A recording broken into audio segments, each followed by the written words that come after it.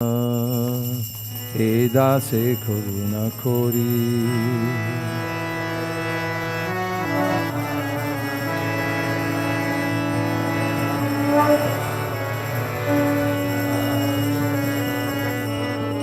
Oh hey Vaishnava Thakur, Doyara Sagara, e Dasa karuna kori.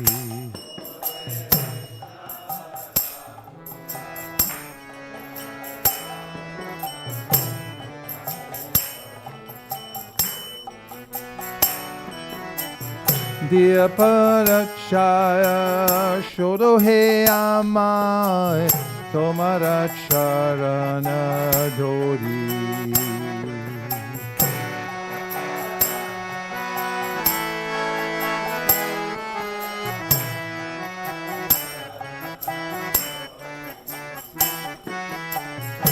Chaya begadomi, chaya dosha shodhi, chaya guna deho dase.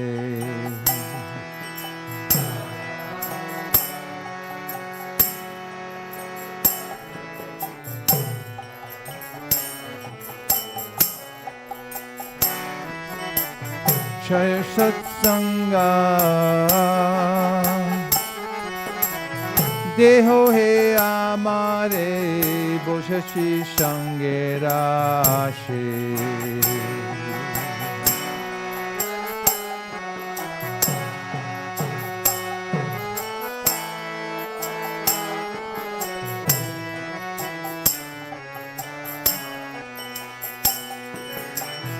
Ekaki amar nahi pai balo Hare Nama Sankirtane.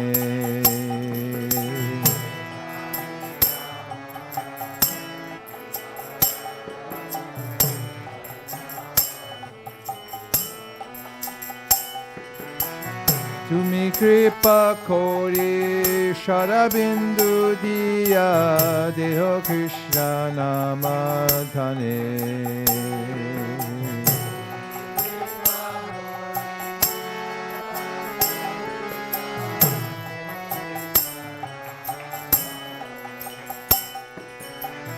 Krishna se tomar, Krishna jite paro, tomara shakati ache.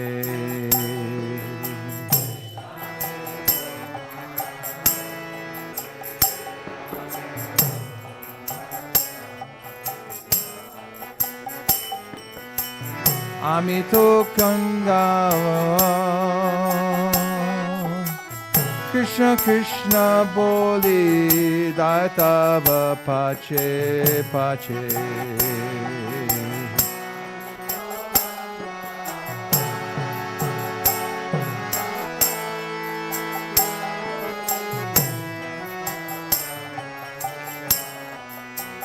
Oh hey Vaishnava Thakur, Doyara Sagara, Idase Karuna Kori.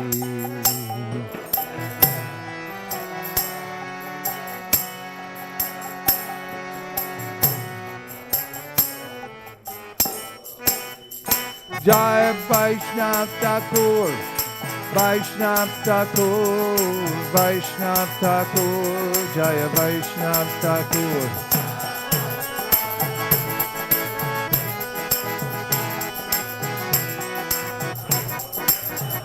Jai Jai Prabhupada, Prabhupada, Prabhupada, Jai Jai Prabhupada.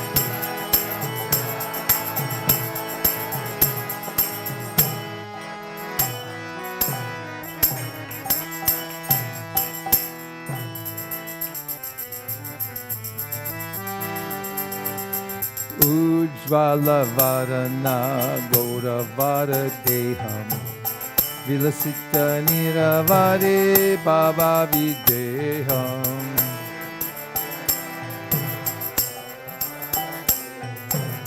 Shri Chaitanya Mahaprabhu Ki Jai. Shri Bhuvana Pavana Kripaya Lesham Tam pranamami cha Shri Sachitanayam.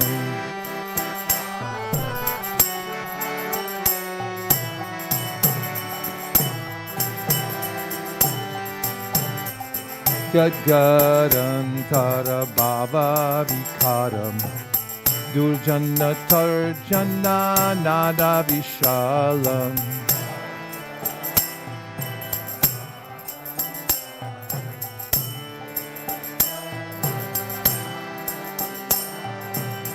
Bababaya Bhajana Karana Karunam Tam Pranamami Cha Shri Sachitanayam.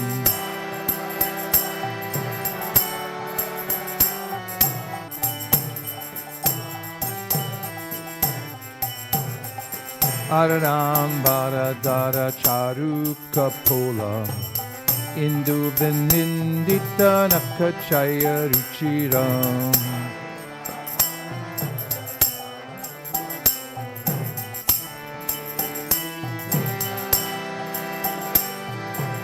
Jalpita Nijaguna Nama Vinodam Tam Pranamami Cha Shri Sachitanayam.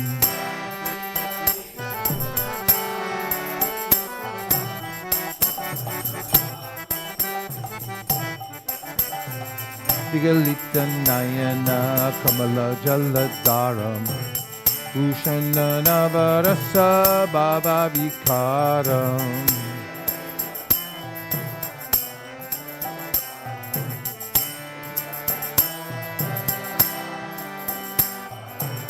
Gatyati Mantara Ditya Vilasam Tam Pranamami Cha Shri Sachitanayam.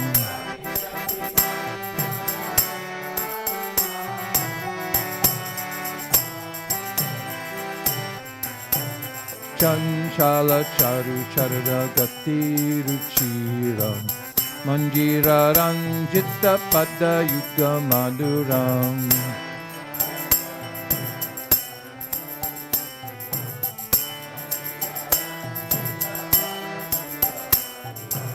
Chandra Vinindita Shitala Varanam Tam Pranamami Cha Shri Sachitanayam.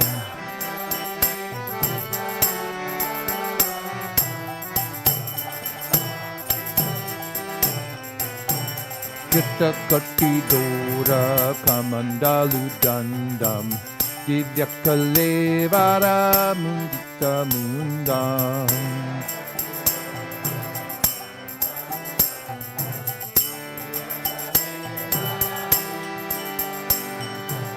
Durjana Kalmasha Kandana Dandam Tam Pranamami Cha Shri Sachitanayam.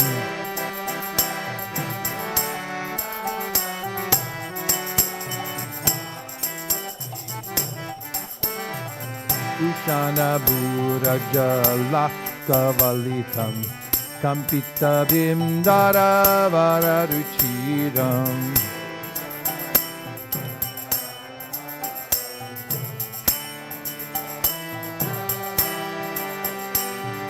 Malaya Javira Chitta Ujjvala Tilakam Tam Pranamami Cha Shri Sachitanayam.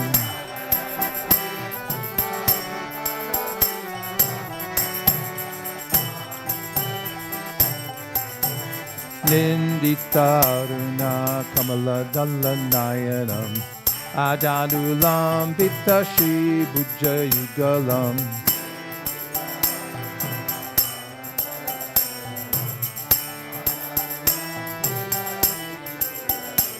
Kalevara Kaishora Nartaka Vesham Tam Pranamami Cha Shri Sachitanayam.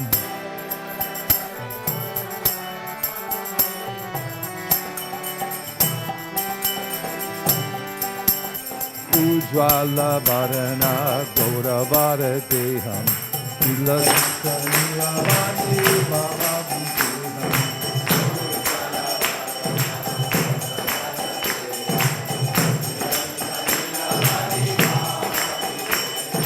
Devumana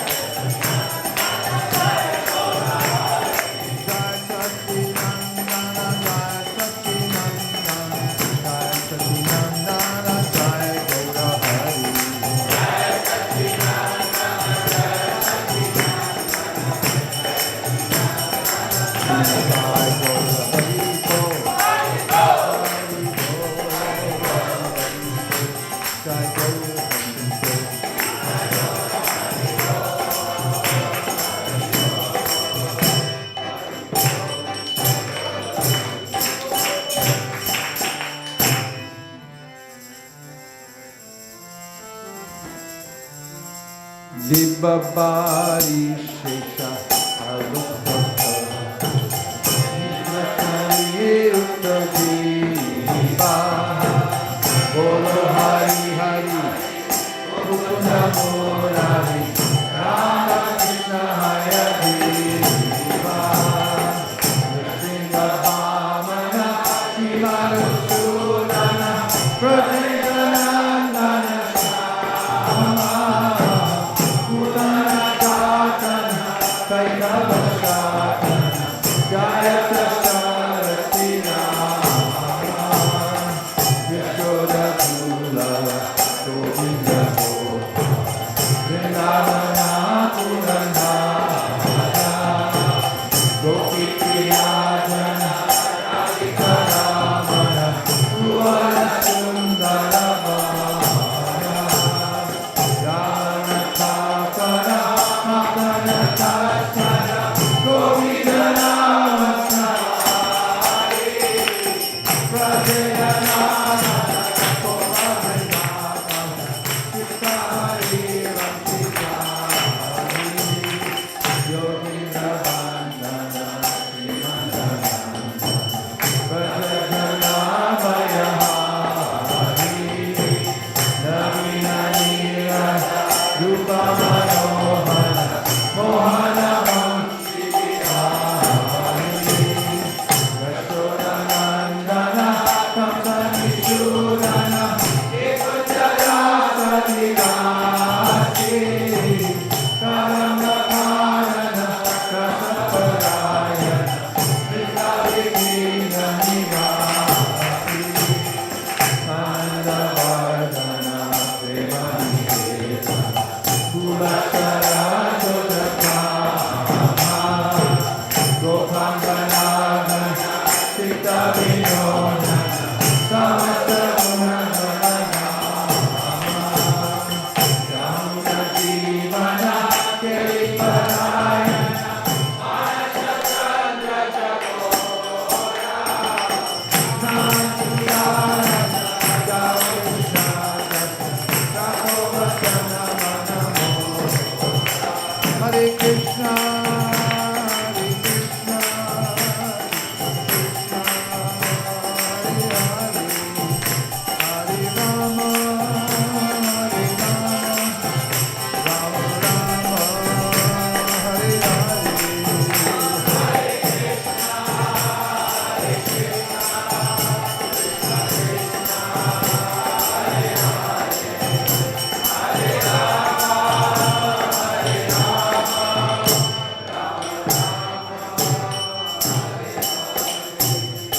Hare Go Premanande Hari Hari Bol Vyasuvacha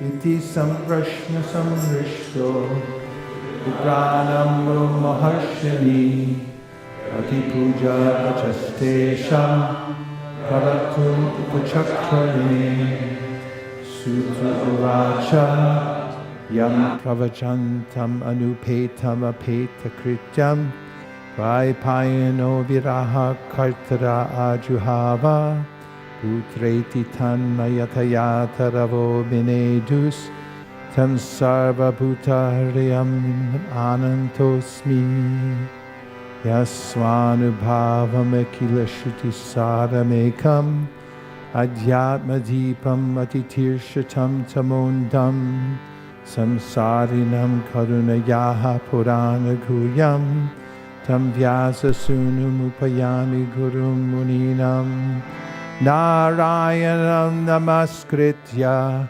Naram Chaiva Narotamam Devim Sarasatim Vyasam Tato Jayam Udirayet Munayo Sadhu Prishtoham Bhavadgir Lokamangalam Yakrita Krishna Samprashno Inatma Suprasidati Sabai Punsam Paro Dharmo Yato Bhakti Dadhoksaje Aitukiya Pratyata Yatma Suprasidati Vasudeve Bhagavati Bhakti Yoga Prayojitaha Janaya Yashu Vairagyam Jnanam Chayarahaitukam Dharmasya Tapumsam Vishvaksena Katasuya Notpadayed Yadiratim Shrama Eva Hi Kevalam Dharmasya Hyapavargasya Nartortayopakalpate Nartasya Dharmaikantasya Kamolabhaya Hismita Kamasendendriya Pritir Labo Jiveta Yavata Jivasya Tattva Jignasya Nartayaschaiha Karmavi Vadanti Tattva Vidas Tafam Yajgana Madvayam Brahmeti Paramatmeti Bhagavaniti Shabdate Tashchadadhana Munayo Jnana Vairagya Yuktaya Pasyantyatmani Chatmanam Bhaktashruta Grihitaya Atapumbir Tvija Shrestha Varnashrama Vibhagasha Sadhustistasya Dharmasya Samsadir Haritoshanam Manasa Bhagavan Sattvatam Vati Shrotavya Kirtitavyascha Yeya Pujascha Nityada Yad Anudyasina Yukta Karma Grantin Nibandhanam Chindanti Kovidastasya Kona Kuryat Kataratim Shushusho Shradhanasya Vasudeva Kataruchi San Mahat Sevaya Vipra Punyatirtan Shevana Shinvatan Swakata Krishna Punyashravana Kirtana Jityantaksto Hyabadrani Vidunoti Suhritsatam Nashta Prayeshu Bhadreshu Nityam Bhagavata Sevaya Bhagavat Yutama Shloke Bhaktir Bhavati Naishtaki Tata Rajastamo Baba Kama Loba Dayaschaye Cheta Iter Anabhidham Stitam Sattve Prasidati Evam Prasanna Manaso Bhagavad Bhakti Yogataha Bhagavad Tattva Vijnanam Mukta Sangasya Chayate Vidyate Hridaya Grantish Shijante Sarva Samshaya Shyante Chasya Karmani Shrishta Evat Manishvare Ato Vai Kavayo Nityam Bhaktim Paramaya Muda Vasudeve Bhagavati Kurvantyatma Prasadanim Sapam Rajastama Iti Prakriter Gunastar Yukta Pada Eka Ihasyadate Stityadaye Hari Varinshi Hareti Samja Shreyam Siyasya Tatra Sakhanam Suhu Parthivadharano Dumas Tasmadagnis Trayimayaha Tamasastu Rajastasmad Sapram Yabhamatarsanam Vejare Munayotagre Bhagavantam Badhoksajam Sapvam Vishuram Shemaya Kalpante Yenutaniha Mumukshavo Gaura Rupan Hipabhuta Patinata Narayana Kalashanta Vajanti Yanusuyava Tama Prakritaya Samashila Bhajanti Vai Pitribhuta Bhajeshadhin Shri Aishvarya Prajep Savaha Vasudeva Parayoga, Vasudeva Paramakaha, Vasudeva Parayoga, Vasudeva Parakriyaha, Vasudeva Param Jnanam, Vasudeva Param Tapaha, Vasudeva Paro Dharmo, Vasudeva Paragadihi.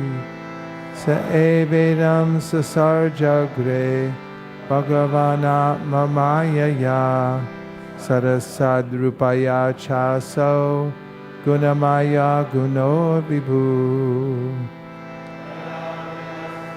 Sheshu guneshu gunavaniva Antakravishta abhati Vijnanena vrajrimbritaha Ta yavahito vanir darushveka sayonishu naneva bhati vishvatma bhuteshu chatatapuman. So gunamayer bhavir bhuta sukshmendriyatmabhi sa nirmiteshu nirvishto bhunte bhuteshu tadgunan.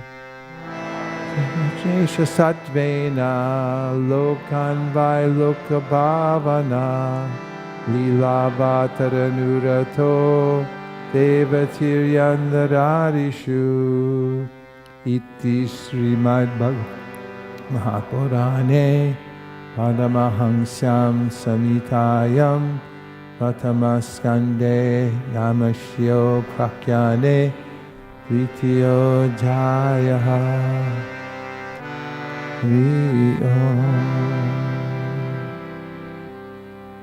Go back. What's Paramahansyam? Can somebody check that, please? It's got an N. Is it an N there? Then why do we have an N then? That's strange. Somebody make sure that that's correct, because I think somehow it got transposed. Another proof why the written Vedas aren't as accurate. Huh?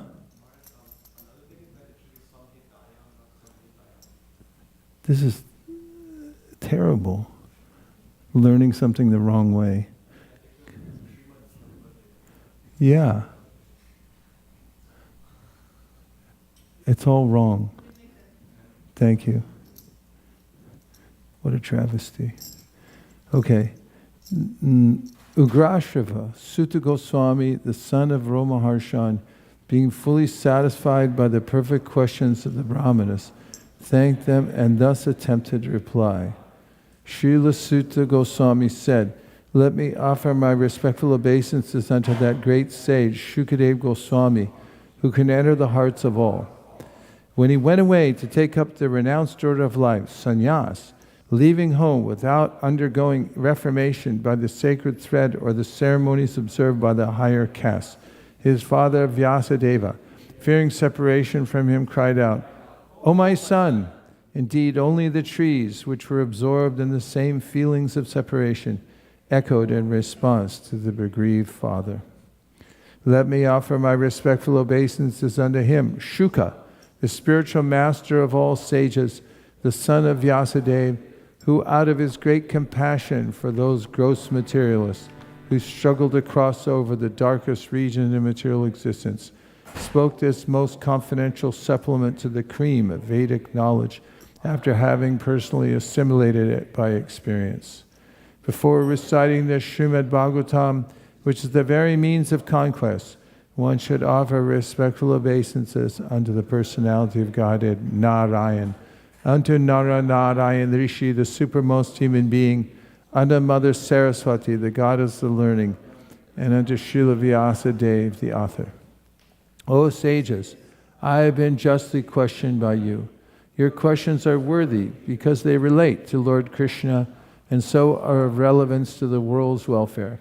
Only questions of this sort are capable of completely satisfying the self.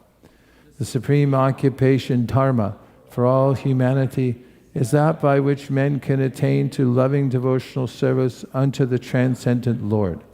Such devotional service must be unmotivated and uninterrupted to completely satisfy the self. By rendering devotional service unto the personality of Godhead, Sri Krishna, one immediately acquires causeless knowledge and detachment from the world.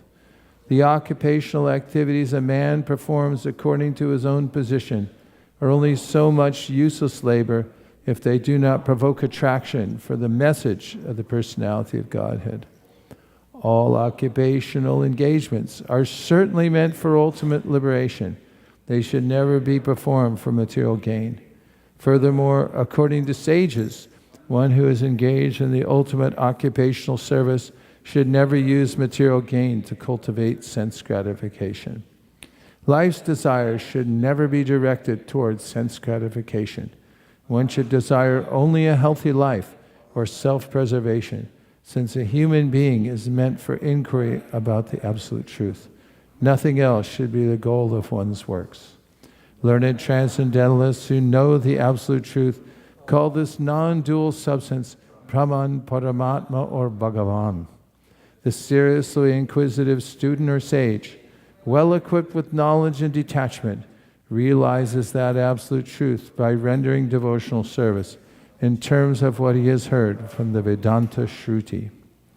O best among the twice-born, it is therefore concluded that the highest perfection one can achieve by discharging the duties prescribed for one's own occupation according to caste divisions and orders of life is to please the personality of Godhead.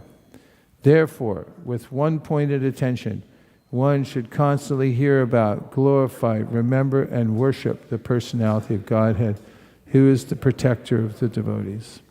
Whose sword in hand, intelligent men cut through the binding knots of reactionary work, karma, by remembering the personality of Godhead. Therefore, who will not pay attention to his message?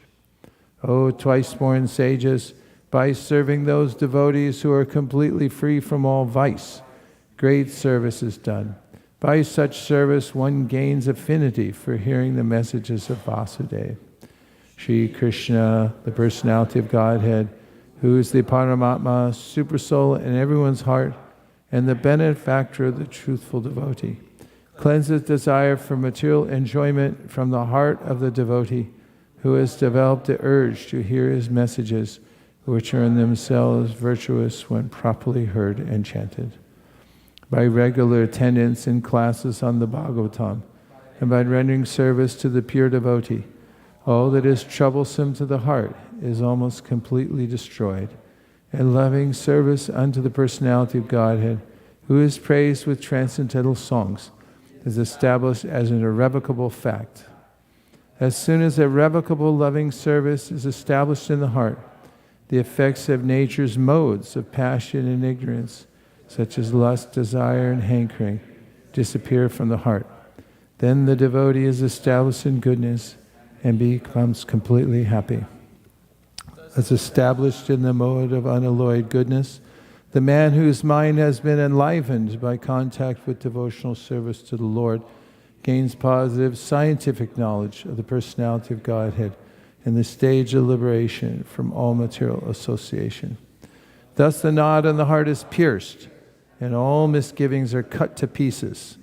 The chain of fruit of actions is terminated when one sees the self as master. Certainly, therefore, since time immemorial, all transcendentalists have been rendering devotional service to Lord Krishna, the personality of Godhead, with great delight, because such devotional service is enlivening to the self. The transcendental personality of Godhead is indirectly associated with the three modes of material nature, namely passion, goodness, and ignorance. And just for the material world's creation, maintenance, and destruction, he accepts the three qualitative forms of Brahma, Vishnu, and Shiva. Of these three, all human beings can derive ultimate benefit from Vishnu, the form of the quality of goodness. Fire is a transformation of earth, but smoke is better than the raw wood, and fire is still better, for by fire one can derive the benefits of superior knowledge through Vedic sacrifices. Similarly, passion, rajas, is better than ignorance, tamas. But goodness, sattva, is best, because by goodness one can come to realize the absolute truth. Previously, all the great sages rendered service unto the personality of Godhead due to his existence above the three modes of material nature. They worshipped him to become free from material conditions and thus derive the ultimate benefit. Whoever follows such great authorities is also eligible for liberation from the material world. Those who are serious about liberation are certainly non-envious, and they respect all. Yet they reject the horrible and ghastly forms of the demigods and worship only the all-blissful forms of Lord Vishnu and his plenary portion.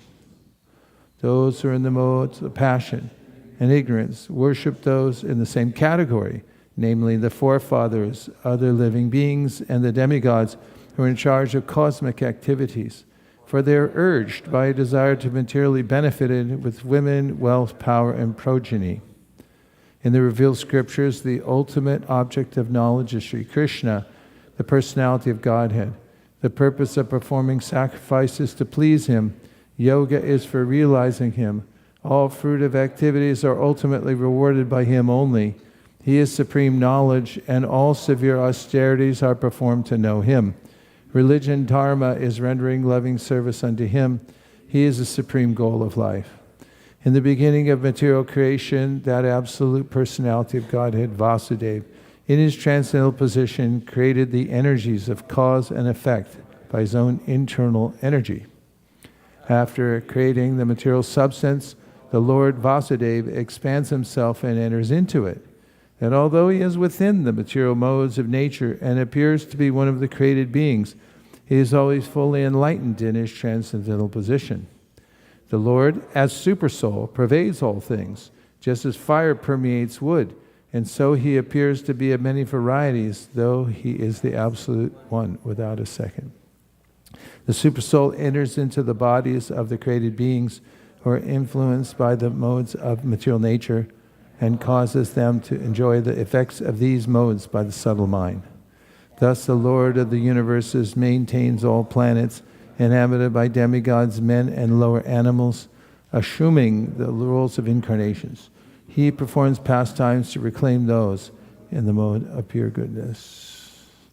Thus end the Bhaktivedanta translations of the first canto, second chapter of Srimad Bhagavatam, entitled Divinity Divine Service, Ki Jai. Get the 34, Ki Jai. Srimad Bhagavatam.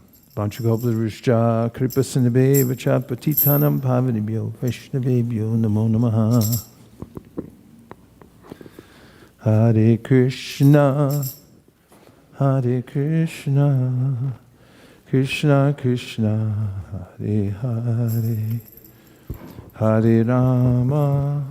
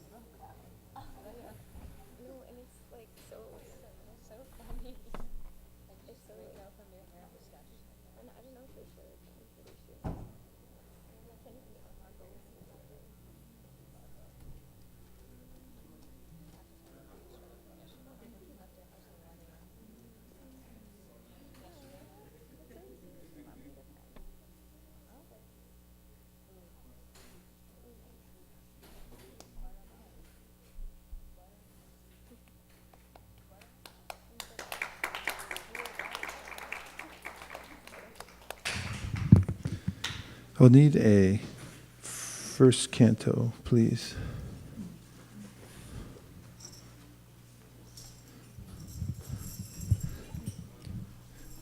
Jaya Radha Madhava Kunja Bihari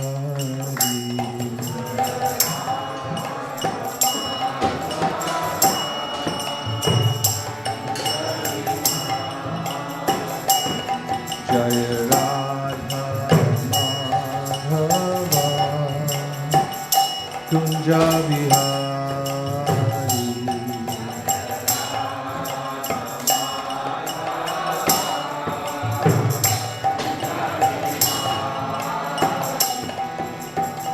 Gopi Chanda Vallabha Girivaradari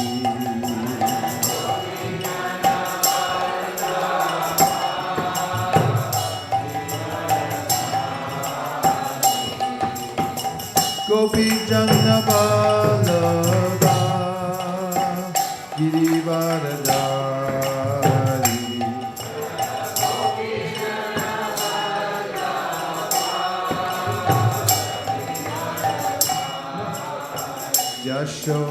Yashodanandana Vrajajana Ranjana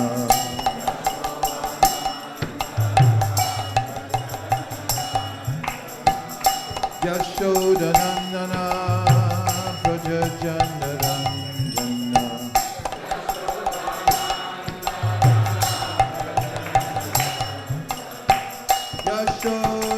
Yashodanandana Vrajajana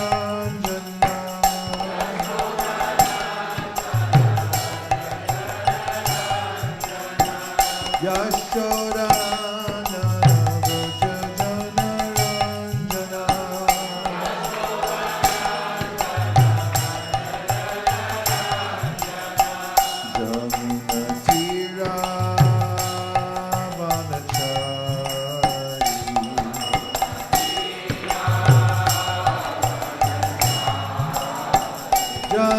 Yamunatira Vanachari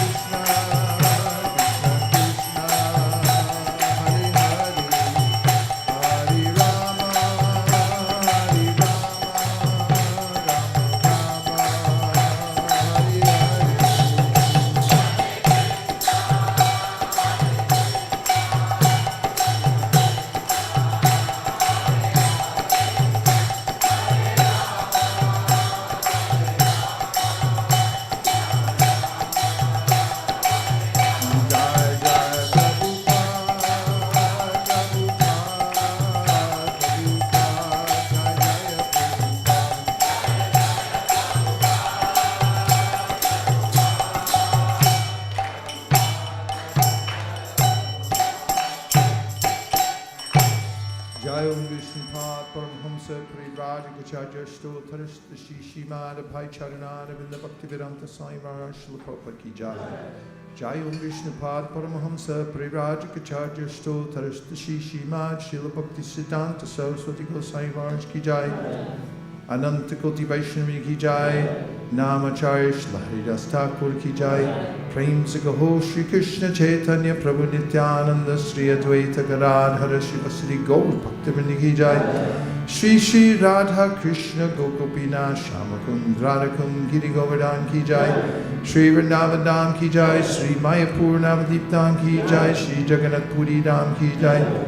Tulsi Devi Bhakti Devi Ki Jai. Chamuna Devi Ganga Devi Ki Jai. Sambheta Bhaktivinoda Ki Jai. All glorious to the assembled devotees. All glorious to the assembled devotees. All glorious to the assembled devotees. Gaur Premanande Hari Om. Om Namo Bhagavate Vasudevaya. Om Namo Bhagavate Vasudevaya. Om Namo Bhagavate Vasudevaya. Narayanam Namaskritya Naram Chaiva Narottamam Devim Saraswatim Vyasam Tato Jayam Udiraye. Can we have our verses, please?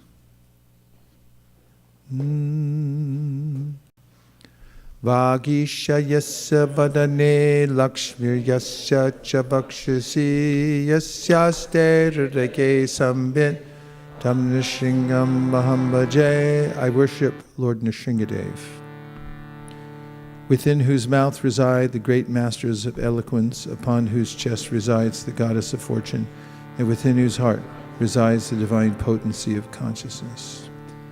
Sampradaya Vasudhartam Swiya Nirbandha Yantritaha Shruti Stuti Mata Vakyam Karishyami Yathamati.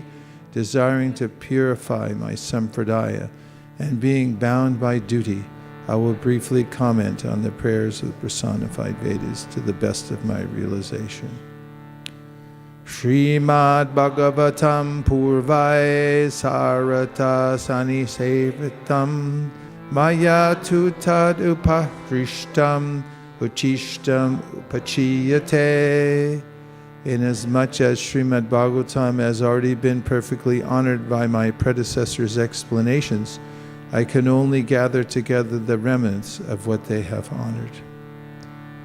Mama Ratna Vinigbhavam Ratnan Yap Parichintataha Asantu Santa Jiremi Naswaswanta Vinoda Krit. The saintly devotees may laugh at me for becoming a jewel merchant, though I know nothing about precious jewels. But I am no shame, for at least I may entertain them. Namesti vidushapinat papaktir viraktiraktir nadatapi lalyad sudurmagade bhavami veda stutyarcha chintamani rashi grutnu. Though I have no wisdom, devotion, or detachment, I am still greedy to take the philosopher's stone of the Vedas' prayers from the fortress in which it is being kept. Mam nijitayam avekavayu pravartate patayitum balatshed likam yata swami sanatana shri krishnangri pastamba kritavalamba. If the wind of indiscretion, my failure to acknowledge my lowly position, threatens to knock me down, when writing this commentary, I must hold on to the effulgent pillars of the feet of Sridhar Swami, Sanatan Goswami, and Lord Sri Krishna. Pranamya Shri Gurum Bhuya Shri Krishnam Karanarnavam Lokanatham Jagat Shakshu Shri Shukam Tam Upashraye. Repeatedly bowing down to my divine spiritual master, and to Lord Sri Krishna, the ocean of mercy. I take shelter of Sri Shukadev Goswami, the protector of the world and its universal eye. Om Jnanatimidandasya Jnananjana Shalakaya Chakshurunmitatam Dina Tasmai Shri Gurave Namaha. Shri Chaitanya Manobhishtam Stapitam Yena Bhutale Sayam Rupa Kada Mayam Dadati Swapadantikam Vandeham Sri Guru Sri Yuta Padakamalam Sri Gurum Vaishnavamscha Sri Rupam Sagrachatam Sahagana Raghunatam Vitam Tam Sajivam Sadvaitam Sadvatutam Parijana Sahitam Krishna Chaitanya Devam Shri Radha Krishna Padan Sahagana Lalita Shivishakan Vidamscha He Krishna Karuna Sindho Dina Bandho Jagatpate Gopesha Gopika Kanta Radha Kanta Namostute Tapta Kanchana Gaurangi Radhe Vrindavaneshwari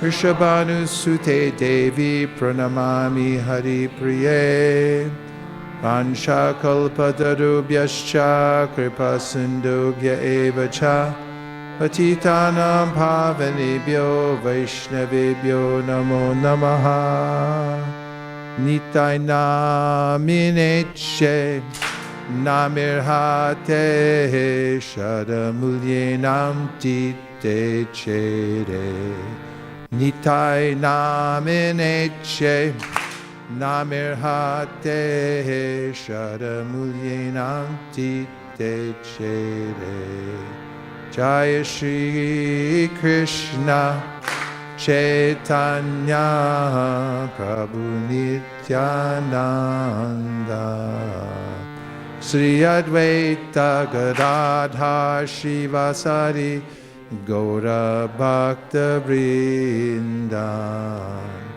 Hare Krishna Krishna Krishna Hare Hare Hare Rama Rama Rama Hare Hare.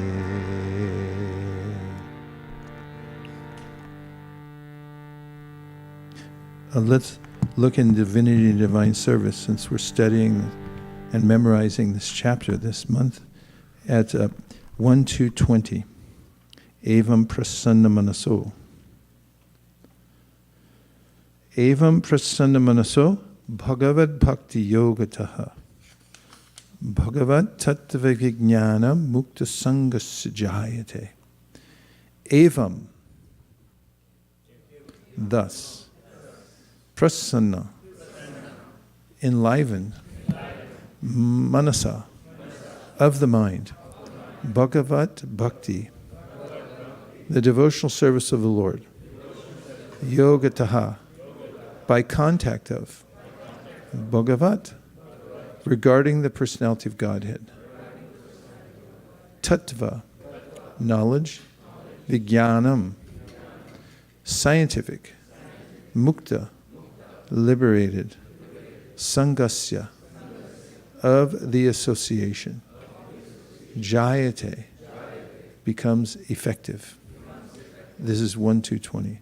Thus established in the mode of unalloyed goodness, the man whose mind has been enlivened by contact with devotional service to the Lord gains positive scientific knowledge of the personality of Godhead in the stage of liberation from all material association. Srila Prabhupada's purport.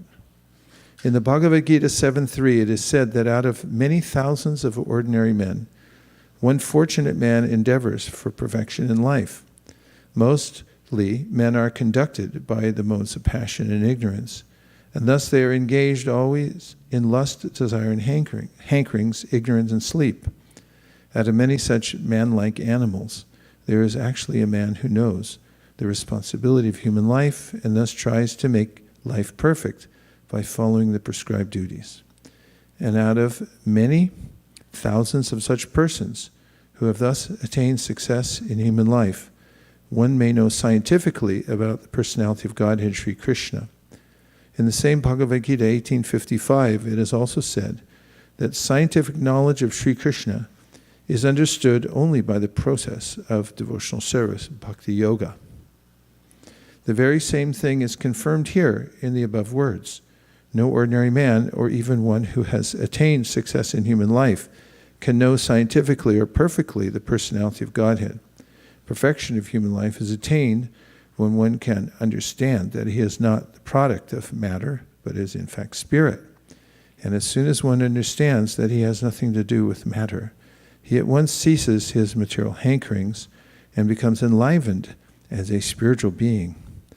This attainment of success is possible when one is above the modes of passion and ignorance, or in other words, when one is actually a Brahmana by qualification.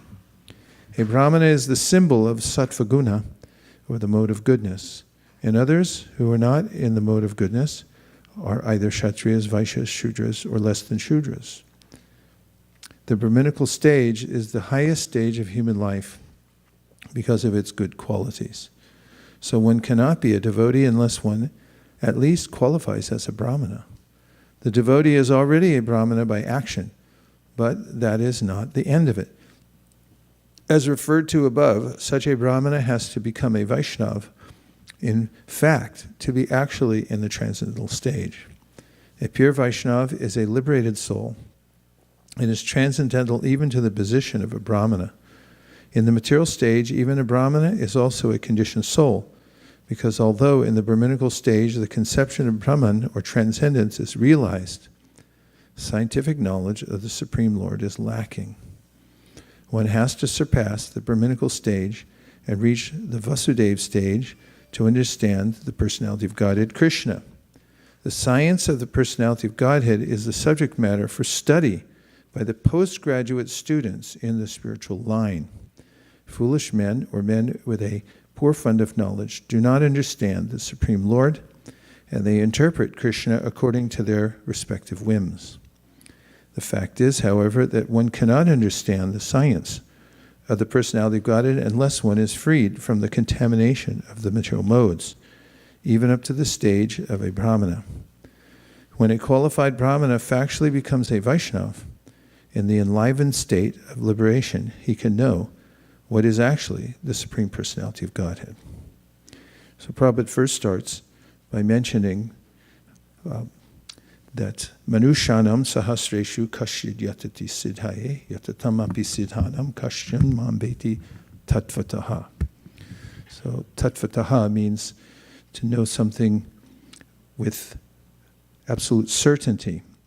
There's a concept called siddhanta, which means to have the perfection of knowledge. That is, that you understand how the world works, you understand that there are different categories of energy in the world, and how each one of them acts.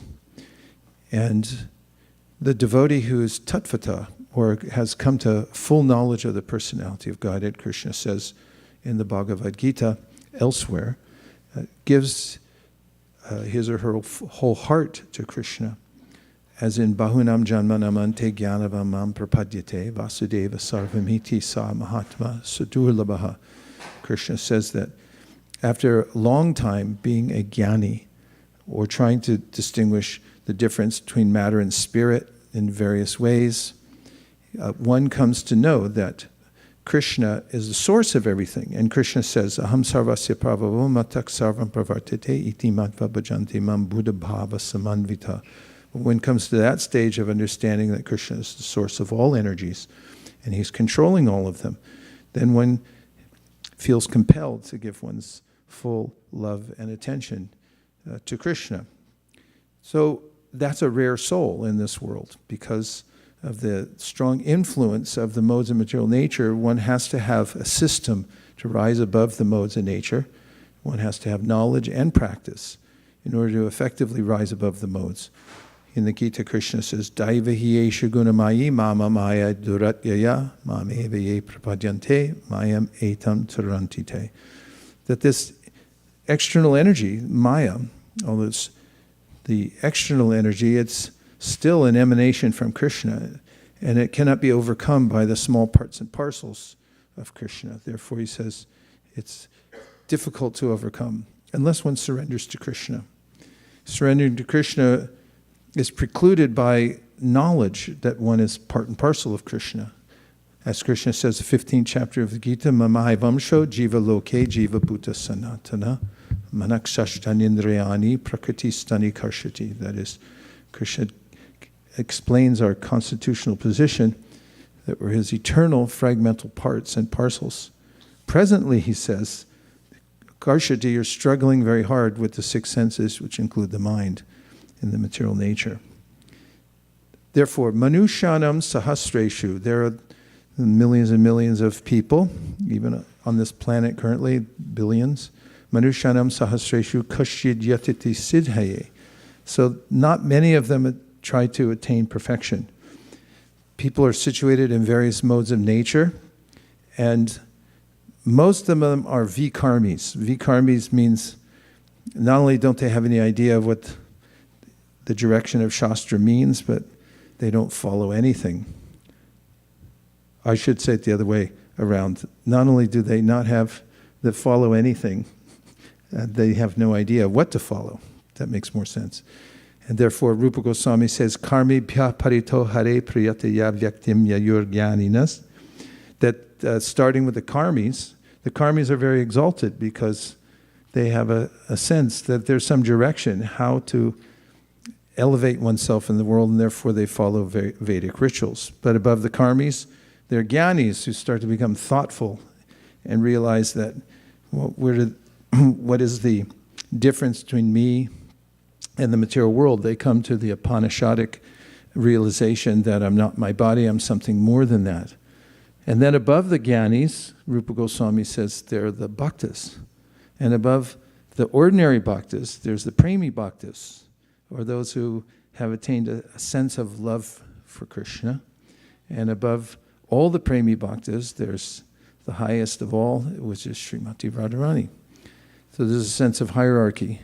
And we go back to Manushanam, Sahasreshu Kashid Yatiti Siddhaye, Yatatam Api Siddhanam, Kashin Mambeti Tatvatab, that there are many, many people. Out of all of them, there are only a few that endeavor for spiritual realization. And out of all of those, that next category, there are very few that understand Krishna to be the Supreme Personality of Godhead, because it's a revelation that requires, as Prabhupada says here in the purport, not only must one be elevated to the sattva gun, sattvam bishuram vasudeva shabditam yate tatra puman apavrita, in order, Shiva says, to come to vision, to see Krishna face to face, one has to be apavrita, uncovered by the lower modes of material nature. One has to be in Shuddha Sattva.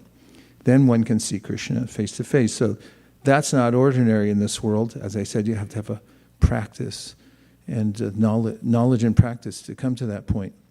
So most people are covered by the lower modes of material nature. Rajas tama prakritaya samashila bhajantiva pitr bhuta prajeshadin shriyai shvarya prajepsavaha.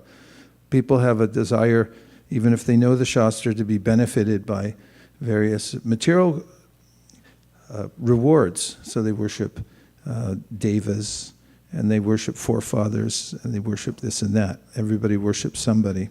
Some people worship cricket players. And therefore the result is commensurate. So it's a rare soul who takes to Krishna consciousness, Krishna says, because most are in the lower modes of material nature. And then Prabhupada quotes from the Bhagavad Gita, 1855. It is also said that scientific knowledge of Sri Krishna is understood only by the process of devotional service or bhakti yoga. So this is the entryway into understanding the personality of Godhead, is to practice bhakti yoga. Lord Chaitanya Mahaprabhu had quoted to Vyankatabhata that one requires the process of bhakti. Otherwise, those who are jnanis and yogis and materialists, they have no access to understand the personality of Godhead. And in the Bhagavad Gita, Krishna says if somebody's an ordinary jnani and they're worshipping the impersonal Brahman realization of the Lord, he said it's very difficult for them. There's nothing to think of, actually. They're rikta matayo, their heads are empty. They have no positive feature to focus upon. So then, Prabhupada talks about becoming qualified and coming to the mode of goodness. But then he says that's not the end of it. Because a perfect Brahmin, qualified by the Brahminical qualities, a symptom of being in the mode of goodness is one thing, but becoming a Vaishnav is another. As Prahlad Maharaj says in his prayers, remind me the verse? Evam vrata, no, I'm sorry, say it again. Vrata rishad gunayata aravindana pada vimukat swapasham varishtam anye chadarpita mano vachanehi tarta brahma pranam punatin sakulamna tuburimanaha. He said this is a consideration that although one may be a Brahmin, one may come to this position of Brahminical qualities, but if one is then not a devotee of the Supreme Personality of Godhead, he said that he can't even purify himself. But if somebody comes from Shwapacha or a low-class background, we won't go into the details. Kumbh Mela, getting started. So then, it's all right. It'll even out. Then there's a way such a person can not only purify himself, says Prahlad Maharaj, but he can purify his whole family. This is one of the great themes of the Srimad Bhagavatam, that those who come from a non-classification as far as the Varnashrama system is concerned, those are outside the consideration of civilized human society. If they come in contact with pure devotees, then they become eligible for not just liberation, but also for pure devotional service. An example that Chaitanya Mahaprabhu gives when he's talking to Sanatana Goswami is Mrgari, who is quite a character. He learned from his father, and many people learn from their parents various modes and activities. Mrgari was a hunter, and he learned not just to hunt, but to torture animals. And when he would hunt, and he was expert at it, he would shoot the animals in such a way that they would writhe in pain. And once when Narada Muni was going through the forest, he saw a deer, porcupine, rabbit, various little creatures from the forest that were writhing in pain with arrows in them on the path. And devotees are soft-hearted. He was disturbed by this, so he followed the carnage, and he came to find a hunter crouching in the underbrush, getting ready to shoot another animal.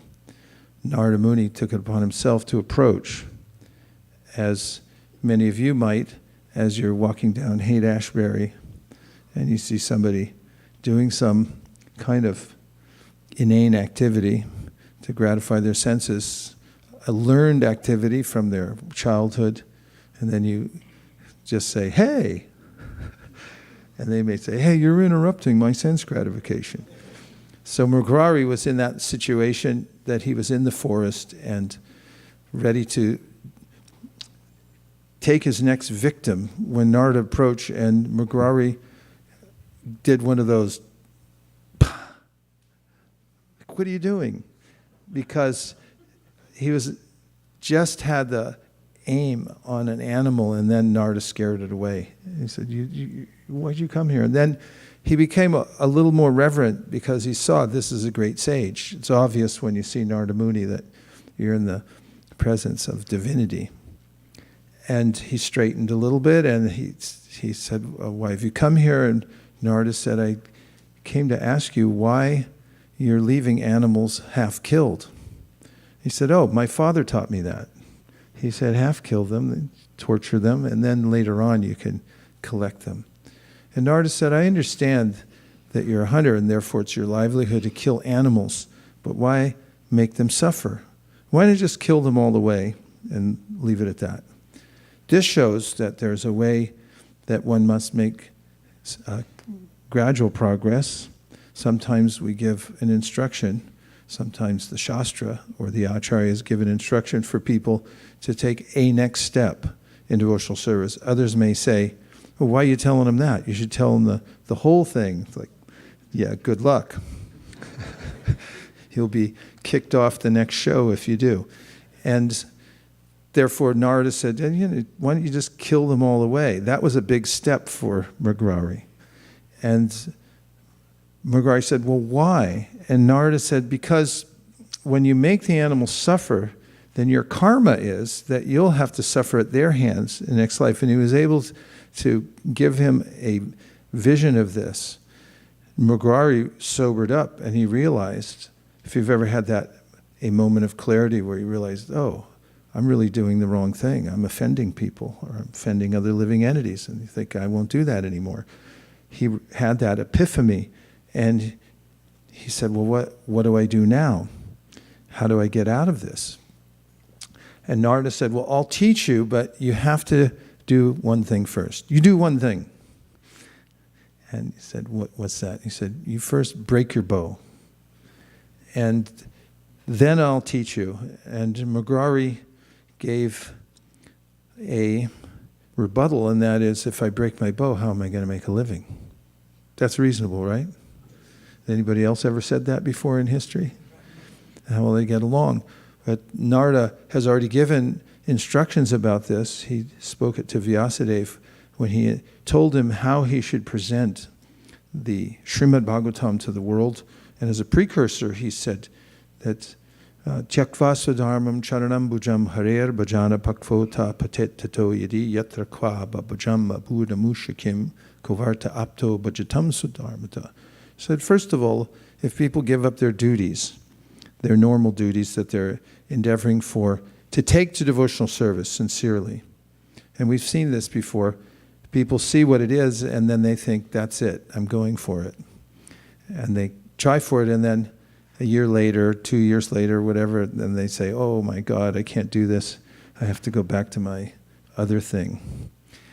Narada Muni said, no harm. Better that they did that sincerely. They tried for devotional service.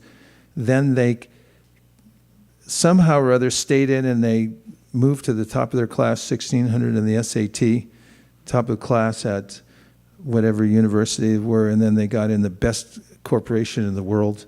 Pillar to post, they worked really hard and got everything they wanted materially, and they didn't go for devotional service. He said, what did they gain? They didn't really get anything. And he said, if, however, they try for devotional service sincerely and patet, they fall back down again because they were apakva, they weren't ready for it. He said, no harm. They get the credit for going for it. And then he also says that there's a way in which tasaiva heto prayate kovido nalabhyate yad brahmatam upariyada talabhyate dukkavad anyata sukham kalena sarvatra gabira ramhasa. This is a very practical instruction. He said people should know when they think about going for devotional service and they're hesitating to break the bow because what will happen to everything in my life. He says, well, why don't you be observant and see that things come to you anyway? Well, how's that? Do you ever get misery in your life? Say yes. Did you ask for it? Narada says, and this is philosophically sound as presented by Krishna in the Bhagavad Gita, material happiness and facility, which are one and the same thing, are awarded by material nature automatically. Why? Because you already have a balance sheet when you come into this life. And it says you're going to get this much misery and this much material facility. And you can't change it. So he said, so just consider that as you get unhappiness, even though you didn't ask for it, you're similarly going to get material facility, even if you don't ask for it. It'll come to you automatically. Therefore, he said, you should try for something other than increasing your material position in this world, elevationism, which takes place on various levels. Just try, he said, for devotional service, because the other things are going to come to you anyway. So Narada spoke like this to Mrgari, the hunter, and he became convinced. Amazing that within such a short amount of time he convinced a hunter to break his bow. And Narada said, you don't worry, I'll make sure that all of your material necessities are taken care of. And Mrgari broke his bow, and Narada instructed him to sit down and chant Hare Krishna. Get a little tulsi plant. Now that was a big deal in the village because everyone knew Mrgari was a real vicious person when it came to killing animals, and that was his livelihood. And then they saw him with tilak on, and he had some neck beads, he had mala, and he was chanting Hare Krishna, Krishna Krishna, Hare Hare. So Narada made some mention to all the people, and they started bringing food grains and everything that any Vaishnava would need. But when Narada came back to visit Mrgari, a couple things happened. One was Narada brought a friend, Parvat Muni, with him because he wanted to show him the fruits of his preaching. So I want to show you something. So when they came towards the hermitage of this Mrgari, now a Vaishnava, doesn't say what his spiritual name was, but Mrgari came running to meet his guru. And as he was running down this little dirt path, he was walking in a very awkward way, as if he was stepping one side, the other side, herky-jerky all the way. And when he got to his guru, he carefully offered dandavats. And when he rose from the ground, Narada said, why did you walk in such an awkward way? And Mrgari said, there were ants on the ground. I wanted to make sure I didn't step on them. One of the ways that Mrgari had transformed from half killing animals, leaving them on the ground, to then not wanting to step on even an ant. And the other important notation that comes from the story is that he mentioned to Narada that I've got too much now. People are bringing too much. I don't know where to put it all. And Narada would arrange that for Mrgari. All the people being amazed that he became a devotee and their hearts going out to him, they brought so many grains and fruits and vegetables and everything that Mrgari's wife could not possibly keep up with storing it, would speak of cooking it, would speak of eating it, all of this. So in the story, Chaitanya Mahaprabhu tells how a person, even in the lowest position, by meeting a Vaishnava, can become transformed. In fact, in telling this story, Chaitanya Mahaprabhu quotes a verse from the Srimad Bhagavatam. And someone can look it up. It's a verse which is mentioned in the purport. It's mentioned that it's an example of Atishayokti. Could you look that up, please? I haven't memorized it yet. This is a verse also that Akrura had mentioned in his prayers. And it says that when one comes to the end of one's material life, then one comes in contact next with Vaishnavas. What's wrong with that conception? Well, a lot, because actually it's the other way around. When one comes in contact with somebody like Narada Muni, then one's spiritual life starts. But the verse in the Bhagavatam, which Shastra Sar is about to tell us the number, says that when you finish your material life, then you come in contact with the Vaishnava.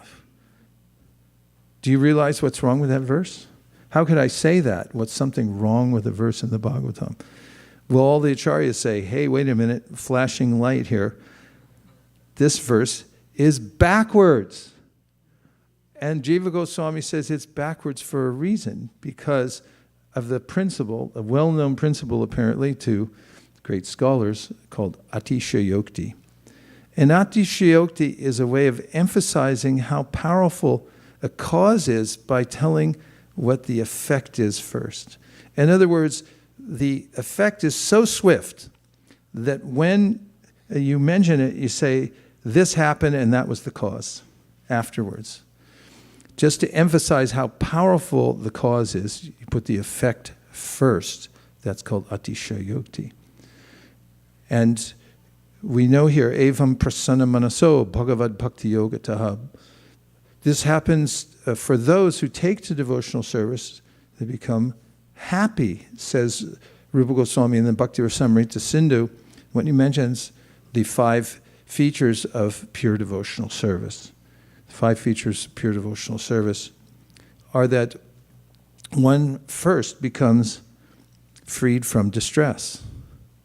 Then one becomes situated in all auspiciousness. And then one starts to experience transcendental pleasure.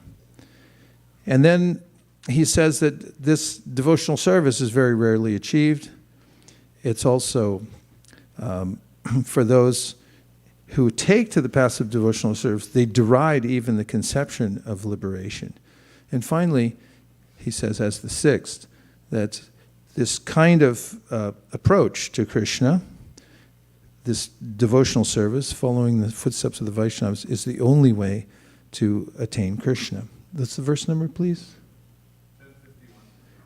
10:51-53, please. I'll show you an example of Atishayokti, and your lives will never be the same. This is a famous verse. Mahaprabhu quotes it, and as I said, Akrura also quotes it, and it says, Bhava pavargo brahmato yada bhavaj. Please repeat. Janasya tarya chuta samagama. Satsangamo yarhi tadaiva sadgatao. Paravareshe tvayajayate mati. Bhava, of material existence. Apavarga, the cessation. Brahmataha, who has been wandering. Yada, when. Bhavet, occurs. Janasya, for a person. Tarhi, at that time. Achyuta, O infallible Lord. Sat, of saintly devotees. Samagama, the association. Sat samagama, saintly association. Yarhi, when. Tada, then. Eva, only. Sat, of the saintly. Katao, who is the goal. Para, of superior, the causes of material creation. Avara, and inferior, their products. Ishe, for the Supreme Lord. Tvai, yourself. Jayate, is born. Mati, devotion. And the translation is, when the material life of a wandering soul has ceased, O Achyuta, he may attain the association of your devotees. And when he associates with them, there awakens in him devotion unto you, who are the goal of the devotees and the Lord of all causes and their effects. Purport. Acharyas Jiva Goswami and Vishwanath Chakravarti agree on the following point. Although it is stated here that when material life ceases, one attains the association of devotees, in fact, it is the association of the Lord's devotees that enables one to transcend material existence. Srila Jiva Goswami explains this apparent inversion of sequence by quoting the Kavya Prakash 10.153 as follows. Karya karana yoscha porvar parya viparya yo vigneya tish shayokti syat sa. A statement in which the logical order of a cause and its effect is reversed should be understood as? Correct. Emphasis by extreme assertion. Srila Jiva Goswami cites the following commentary on this statement. Karanasya shigrakartaram karitam vaktum karyasya purvam uktau. To express the swift action of a cause, one may assert the result before the cause. In this connection, Srila Vishwanath Chakravarti points out that the merciful association of Lord's devotees makes possible our determination to become Krishna conscious. And the Acharya agrees with Srila Jiva Goswami that this verse is an instance of Atishayokti.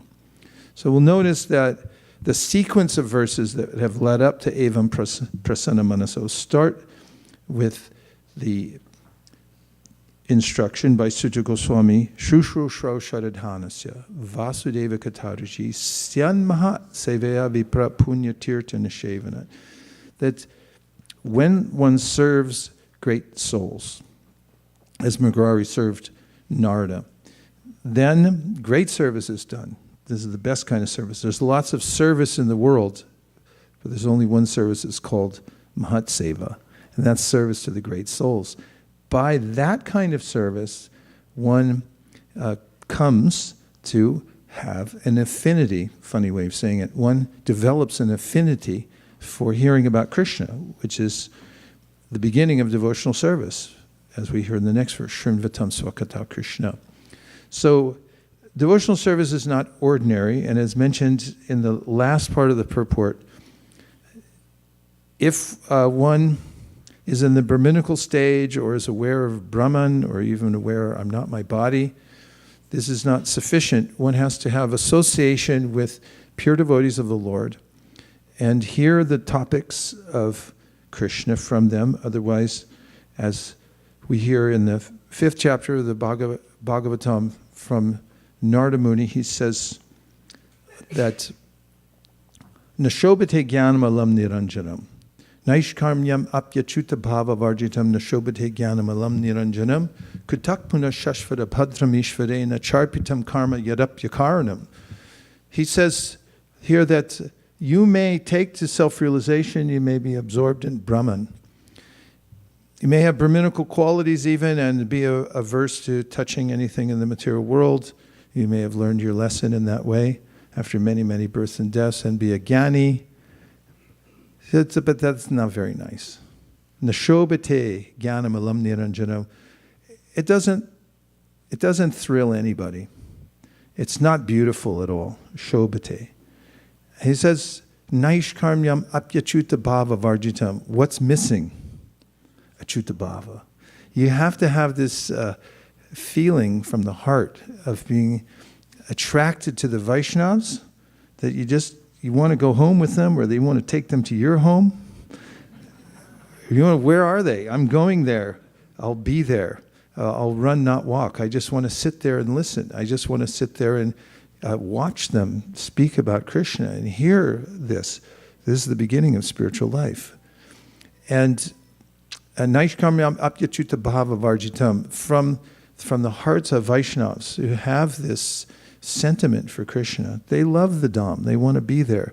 They want to hear about everything related to Krishna. And that's their only topic. They have that. And so when one associates with such devotees, then one develops that oneself.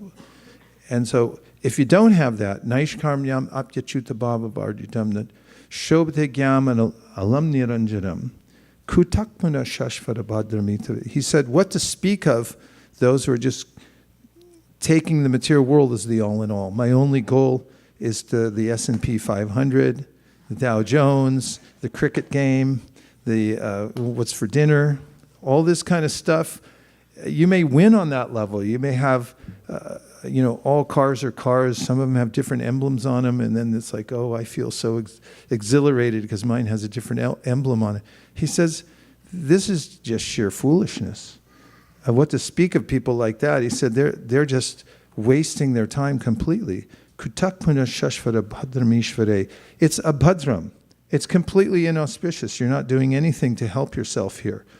So he said, what to speak of the Gyanis and there's the materialists, they're getting nothing, just digging themselves deeper. So he said, find those with the Chuta Bhava and get association with them. Then very quickly you can come to this stage of Evam Prasanna Manaso. The mind becomes naturally blissful. And there's a conclusion that one comes to that is symptomatic of this. And that's described by Kaviraj Goswami in the Sri Chaitanya Charitamrita, where he says, Shraddha Shabde Vishwas Kahe Suridhanishtroy Krishna Bhakti Koila Sarva Karma Krita Hoy. This feeling comes into the heart that, oh, devotional service, that's beautiful. Besides that, when I do devotional service, everything that I ever wanted to do, all those desires, they're automatically fulfilled. They're, as Srila Prabodhananda Saraswati says, that they're waiting outside to serve me. Everything everybody wants in this world, that they're working hard for, that's available to some. Bhaktis tvayi stirataya bhagavan yadi syad. That's, Daivena na divya kashora murti mukti swayam mukalitanjani sevate sman dharmarta kama gatayo yataya. I botched the verse, but because the essence is that if one performs pure devotional service, then if you look outside your door, say you're in there chanting your japa or doing a little mangalarti, and you're feeling Achyuta Bhava, and then you look out the screen door and you see who's outside waiting. Liberation, like, can I help you? Dharmarta Kama, any sense gratification is like, no thanks, I'm happy in here. The bhakta is like, I got Krishna, why would I want that? All these things, kutakpuna shashvata bhadramitra, they're all inauspicious. If they're there to pick me up, to take me to some more service, sure, I'll jump in. But I don't want it other than that. I don't want to touch it. You want liberation? Why would I want that? It takes me away from my service. I just want to serve Krishna, and I don't even want a desire for liberation. So this is when the mind becomes unburdened by the desires of the material world. Evam prasanna manaso. The mind becomes prasanna, just blissful, happy. That's the nature of the soul, and the mind of, when it becomes purified, becomes naturally happy in contact with the Supreme Personality of Godhead. So the verse says, again, thus established in the mode of unalloyed goodness, the man whose mind has been enlivened by contact with devotional service, the Lord gains positive scientific knowledge of the Personality of Godhead in the stage of liberation from all material association. Just one last comment about scientific knowledge, which is already addressed here in this chapter. Which verse is it addressed in? That when one performs devotional service, one gets scientific knowledge of the Personality of Godhead. You sweep the floor, you chant Hare Krishna, you didn't really read all the books, but you did devotional service, but then, go ahead, say it. Use the mic. Vasudeve Bhagavati Bhakti Yoga Prayojita Chanyati Asuveragyam Jnanam Chayada Hetukam. Means? By doing devotional service unto the Personality of Godhead, Vasudeva, one gets causeless knowledge and detachment. Yeah, it comes automatically if you serve Krishna.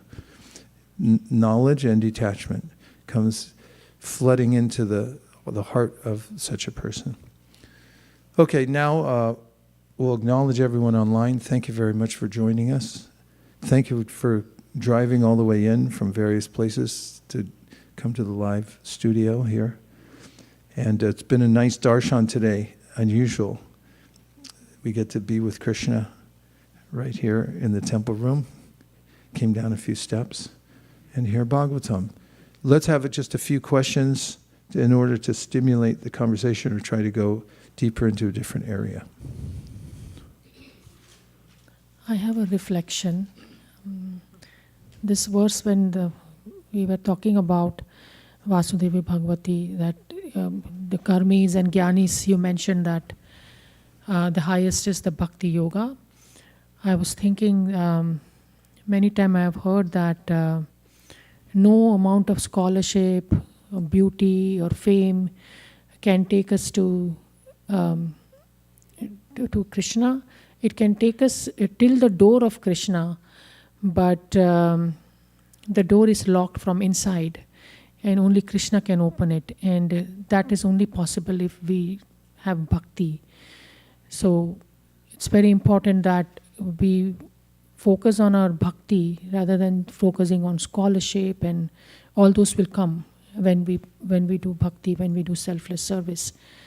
That was one point. And is that Give pramanam for full credit for your reflection. you need Some evidence, scriptural evidence to prove your point. the same thing? Vasudeva Bhagavati verse. Go ahead, quote it. You can say it over and over again if you want. Vasudeve Bhagavati Bhakti Yoga Prayojitaha Chanayati Asu Vairagyam Janam Chatyat Ahaitukam. Okay, We'll get second point. Second point, I was thinking when you was no matter, like I was thinking the example of Dhruva Maharaj, that even if you have material desires, you should still approach the Supreme Personality of Godhead and nobody else.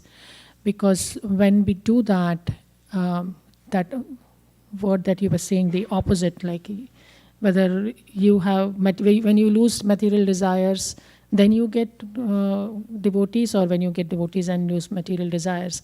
So he had the material desire, and when he started doing bhakti, then he did not have that desire anymore in his heart. So that was the proof that we have to do our endeavor. Even if it's a material we want from Krishna, we should still pray to Krishna. Give Sanskrit.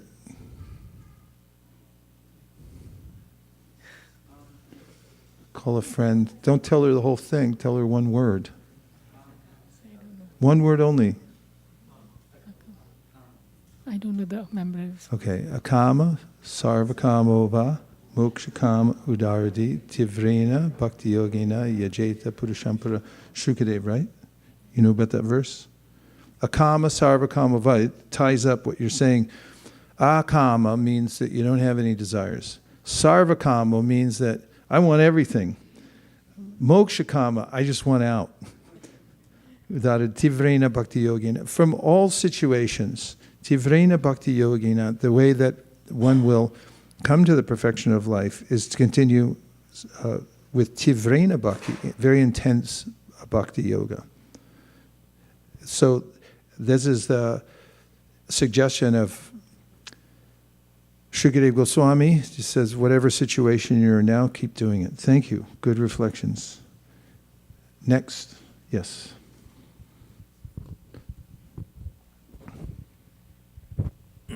Hare Krishna, Guru Maharaj. Thank you for your class. I have a couple of questions and a reflection. Okay. So I'll start maybe with the reflection.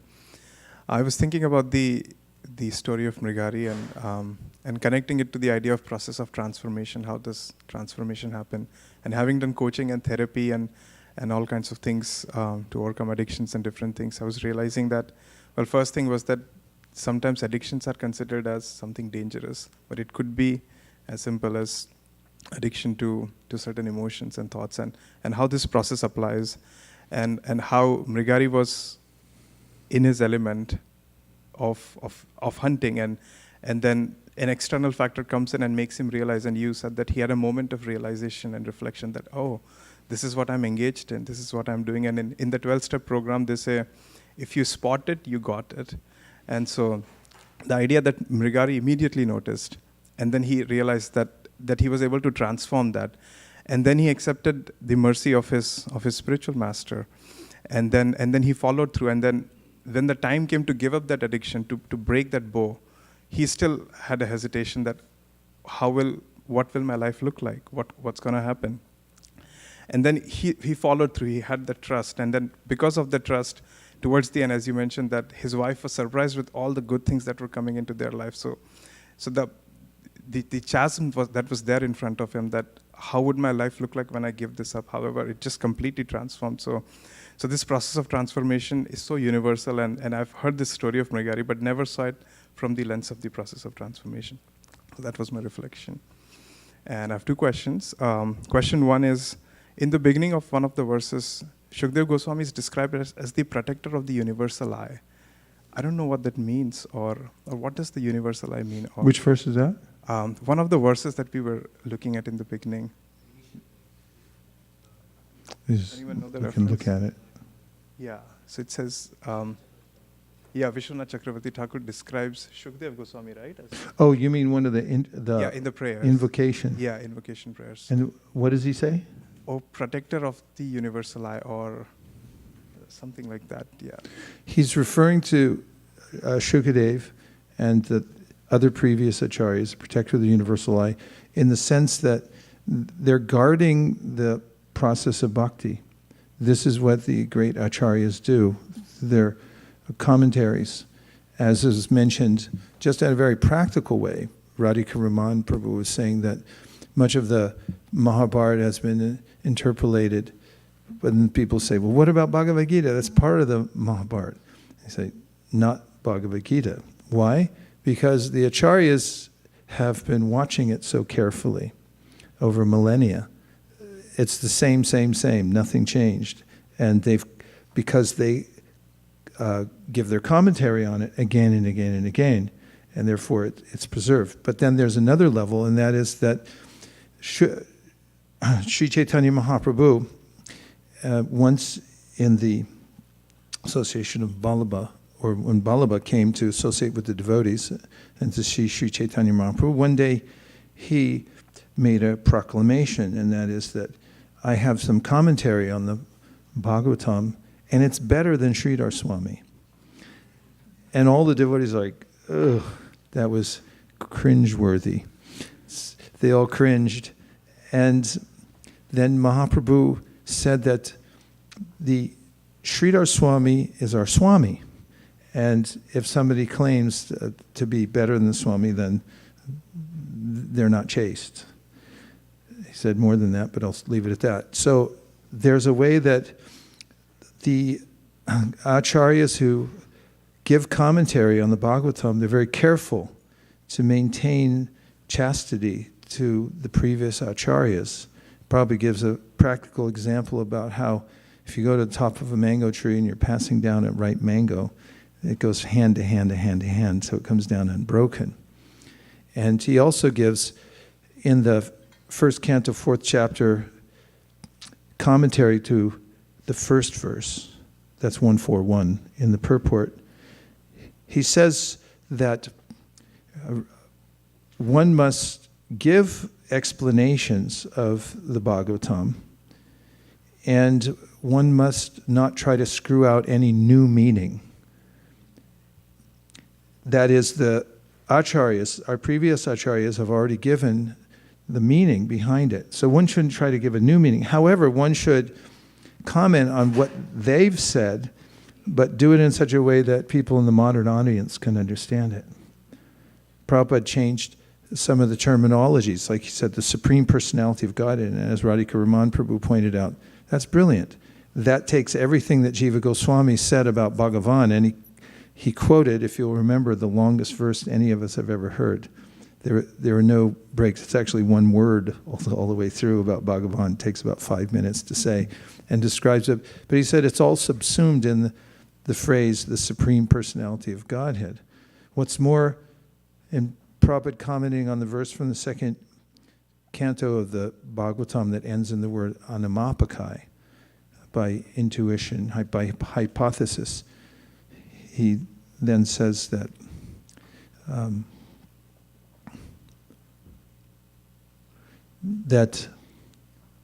sorry, I got lost. That was train of thought. What was the thing before that?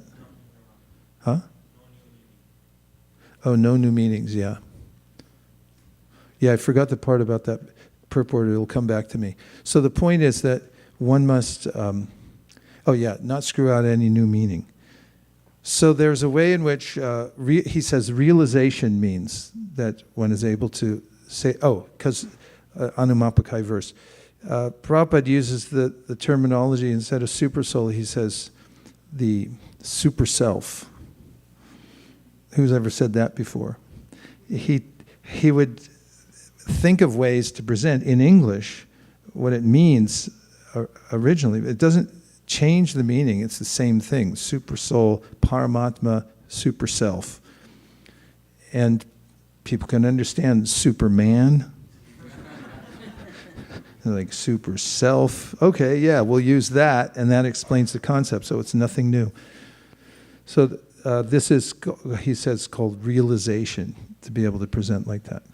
Do you have another question? Yeah, one more. You mentioned the word elevationism. What does that mean, Guru Maharaj? Yeah, it's a word that Srila Bhaktisiddhanta Saraswati Thakur uses in the Brahma Samhita commentary, which is actually written by one of his disciples, but it's under his auspices. So elevationism means that I'm trying to get up higher in the material world. In common parlance, we call them climbers. The guy comes in and it's like, hey, I got my card, why don't you call me sometime, we'll talk. It's like, he walks out of the room and says, that guy's a climber. And so what is he trying to do? He's trying to move up. And anybody in the material world, they're trying to move up because they have this idea, if I get a little higher, then I can enjoy the material world. In fact, there's a whole philosophies about that, and the idea of karma kanda is that all there is the material world. There's nothing beyond this. So your duty is to take the hymns of the Vedas, which Krishna says, Trigunya Vishaya Veda, Nistrigunya Vibharjana. Arjuna, forget all this stuff. Forget elevationism. Even the hymns of the Vedas, forget it. It's all about the material world. These certain sections of the Vedas that the Karmakandis are into. But they'll chant all these verses and they get the results. But their idea is to try to stay in the higher realms, because this is all there is, and you try to stay in Swarga the whole time. But Krishna says, Evam, what is it? The second chapter of Bhagavad Gita, he describes Evam Prapanna, that you go up and then you'll use up your frequent flyer miles, and they'll go, who are you again? It's like, I used to be a frequent flyer. No, I don't think so. That'll be $50 for that extra bag, sir. And then you're back in like with everybody else. You sit in the back. There's no air back there. Doesn't matter. We don't care who you are or who you think you are. So that's the material world for you. Whereas Krishna, in the 9th chapter of the Bhagavad Gita, Krishna goes into this a lot. He says, if you want to go that route, try to be an elevationist. You try hard. You'll use up your frequent flyer miles. Nobody will know who you are. No more little red carpet to walk on. You get on last. You don't get any air. You want water? You got to pay for it. And he says, but for me, he says, patram pushpam, just give me a little flower, that's all. And then you're set for life. It's all good if you just serve me. So elevationism means I'm trying to get somewhere in the material world. But for devotees, they have this sense, Tulya Darshana, it's all the same. Same thing, same category, material world's all the same. From top to bottom, it's all the place where repeated birth and death take place. So my only interest here is preaching. My only interest here is using everything in Krishna service. Nice questions, thank you. Okay, is that Kennedy? There's an effulgence coming. Kennedy, good to see you. We were missing you here in the live studio, but now we can hear your question. Hare Krishna, I miss you all very much. I was struck by, the idea that, devotees, we don't gamble. It's one of the things that we follow as the regulative principles, but we always bet on Krishna. And in the material world, when you make a bet, there's a lot of risk involved. In the spiritual world, when you bet on Krishna, there's absolutely no risk. So it's not quite gambling in the slightest. And it's interesting to be here in Utah and to take everything I've learned in the past 6 months and bring it back to the material world in a sense.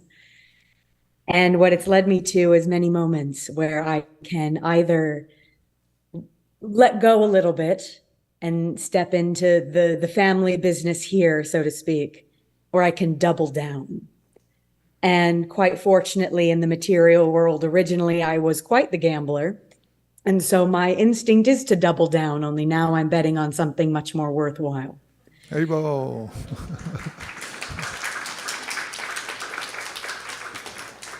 I just wanted to share that. You may be interested to know that Prabhupada comments on this. And he said we follow 4 regulative principles. And one of them is gambling.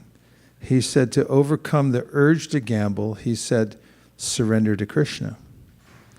To the material mind, although you said, and it's true, there's no risk and all gain. The material mind, I'm thinking, how will I survive? In fact, once at a morning walk in Venice Beach, a devotee asked Prabhupada, but how will the material world go on if everybody becomes a devotee? And Prabhupada said, yeah, that's the idea. Why should it go on? And there's an exhilaration. You ask anybody or ask yourself anytime that you've surrendered to Krishna. For instance, even the act of giving a donation sometimes is exhilarating because the mind's saying, if you don't hold on to that and get compounded interest and build a nest egg, then you won't survive in this world. But just go interview people who live, for instance, in a brahmachari ashram and they don't have any money. All they have is Mangalartik and chanting all day and just service. Like, are you worried and bummed out that you don't have any money? And no, I'm happy. So it is a gamble to the material mind, but once we let go, as you're saying, and try it, we get the same kind of excitement over and over again. We get that from setting goals, don't we? Because we set goals and then we say, okay, now we got to reach this goal. And then we feel like, how are we going to do this now? And we feel that same kind of exhilaration. Thank you very much, Kennedy. Good luck in Utah. Hare Krishna. Time for one last question. Yes.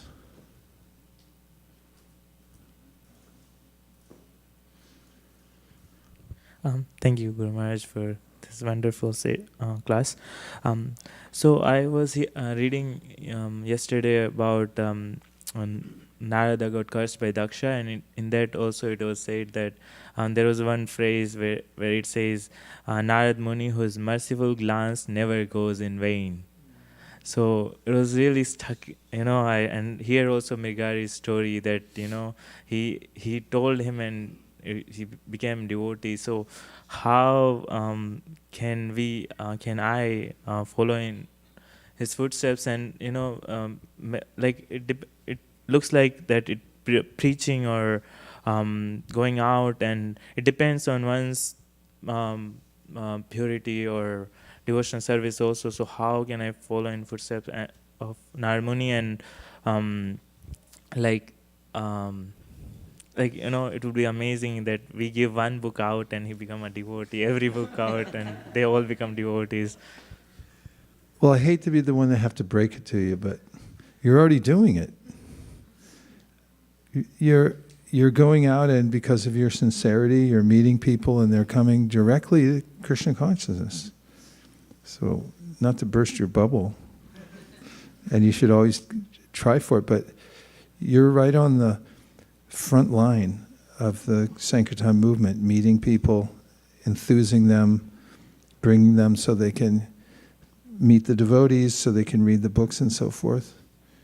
And that has its own reward. As Krishna says in the Bhagavad Gita, there's no one more dear to me than the person who does that. If you take that to heart and realize that this is a service that is especially appreciated by Krishna, then you'll be happy. Because everyone's always looking for an occupation in this world. In fact, it's one of the main questions I remember as a kid. People used to ask, what do you want to be when you grow up? And there were all kinds of answers. Some kids would say, I want to be a cowboy. People would say, I'm going to be a fireman. Somebody would say, I'm going to be a ballerina. All these different ideas. And getting into an occupation, it's a long process. if you go into something academic or you try to learn a skill. But if you make it your stock and trade that I'm going to hear and chant and spread Krishna consciousness to everybody all over the world, you've got the best occupation. There is no better occupation to have. And even if you don't feel fully effective, Prabhupada mentions this in several places. You do according to your capacity. You do the best you can, and it really doesn't matter because the sky's unlimited, birds fly in the sky as high as they're able, but still there's unlimited space to fly further. So you should just know that you're well aligned. And then, of course, the material world's a sticky place. So when you're in a situation and you think, I wish I could do devotional service more. Do you ever think like that? Yeah, of course you do. Prabhupada thought like that. You read what he said. He met his spiritual master. He got a glance from his guru. And for those of you who are coming on the yatra, we're going to go to that place where Prabhupada met his guru for the first time. It's beautiful. It's all restored. It's just pristine. And when Prabhupada got the glance of his guru, everything came together and he said, this is what I'm going to do. But could he do it? Not right away. He said it took him 12 years just to get initiated because of all his obligations. And step by step, even though he was encumbered, as in his own words, by his business, by his family, everything, he incubated that. He kept it in his heart always. And then he said, I had to wait till I was 70 years old to fully execute the order of my spiritual master. But look what happened. So the glance and the order and the desire to do this is not ordinary. And sometimes people have full facility to do it, but then they don't do it. And other times people don't have full facility to do it because they're encumbered in various ways, but then they do it fully according to whatever the availability they have then. And oftentimes people are held back by circumstances. Even in Krishna's Leela, there were intimate associates of Krishna like the gopis who couldn't come and join Krishna because their families held them back. And our acharyas said they made more advancement just by being held back because the intense desire within their hearts burned up any last vestiges of connection with wanting to be part of the material world. So we're on this path, and to the degree that we develop a desire to associate with devotees and hear and chant, we'll make advancement. And evam prasana manaso bhagavad bhakti yogata. Our minds will become more and more peaceful and happy by being properly situated, even if we can't do it as completely as we want at any period of our life. And we'll come to know with absolute certainty who Krishna is. It's not an amorphous idea. It's not something that I'm hoping for, but I see directly. Dear Srila Prabhupada, dear Sri Chaitanya Mahaprabhu, Shri Shri Panchatattva, Shri Shri Radha Madan Mohan, Shri Shri Lakshmi Nrsingadevi, if you so desire, please enliven all of us here in this congregation so that we may associate with pure devotees, hear and chant in their association. Please let us spread Krishna consciousness with great effectiveness. Also, please let us smash the 3,000 Bhagavatam mark. Empower us to beat Pune. And for everybody, please take it seriously, to get the 34. That means memorize the 34 verses of the second chapter of the Bhagavatam, forwards and? Yeah, forwards and backwards. Okay? You've got about 30 days to do that. Om Tat Sat. Thank you for considering our request. And now we have our special presentation brought to us by our academy, Vaishnava Academy, and Amira will be presenting today. So let's clear out from the front here and give her the full stage, and we'll go on with the show. Gaur Premanande Haribo.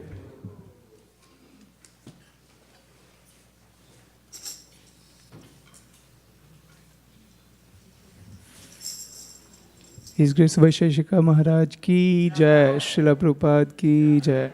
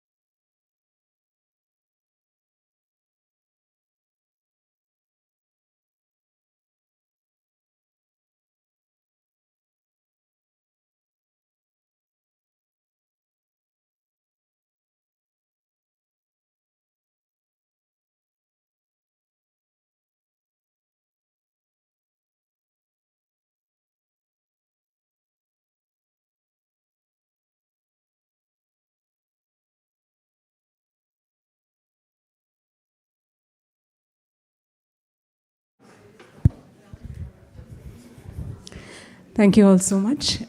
We'll start with our presentation that is being done by the Kaishora youth. And today is actually a very favorite topic for all the acharyas and all our Guru Parampara.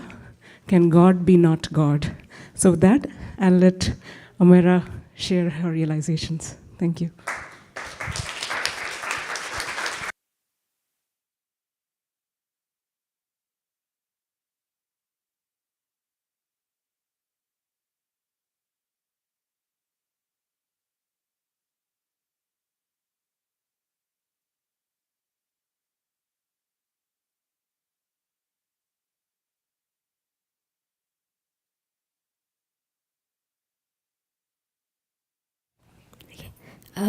There we go.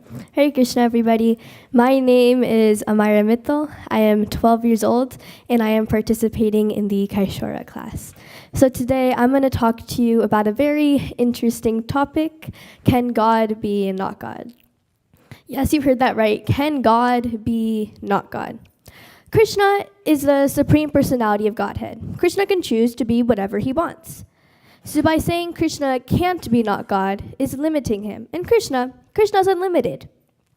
Krishna just chooses to show his godly opulences in different circumstances. Now, before we formally start, I would like to ask all of you a quick question. Who is God to you? Don't be shy, just yell it out. Who is God to you? So Krishna is your protector, okay. Your only shelter. Your only shelter, okay. Friend, okay, yes, that's a great one. Krishna is your friend. Krishna is everything, yes. So Krishna wants to be these things to you. He wants to be your protector. He wants to be your shelter. He wants to be your friend. He even wants to be your beloved. Krishna wants to be these things to you in his home in Goloka Vrindavan. Now let's take a look at some pastimes that show that Krishna doesn't always choose to be God. An example of this is Damodar Leela. Krishna set aside for a quick overcap of this pastime, Krishna was caught stealing butter by Mother Yashoda from the Vrajagopis.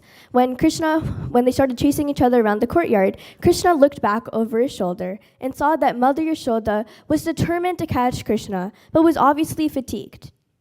Krishna then became merciful towards his pure devotee, Mother Yashoda, and let Mother Yashoda bind him. Krishna set aside his godly opulences to show his love for his devotees. Even God desires to be controlled by someone else, but only his pure devotees can conquer him by their loving service. This is not a weakness of the Lord, but a divine quality. Krishna takes great pleasure when he is being bound by his pure devotees' loving service. The yogis can't capture Krishna, and Krishna runs faster than the mind. Yet Mother Yashoda finally captured Krishna, even though he was avoiding being caught by her. This is the greatness of pure love. The binding. Krishna has no end, beginning, front, rear, and is beyond sense perception. Yet Mother Yashoda tied Krishna up with the cords of strong love. Just how Krishna binds up the ropes of Maya from every entity from Brahma to a blade of grass.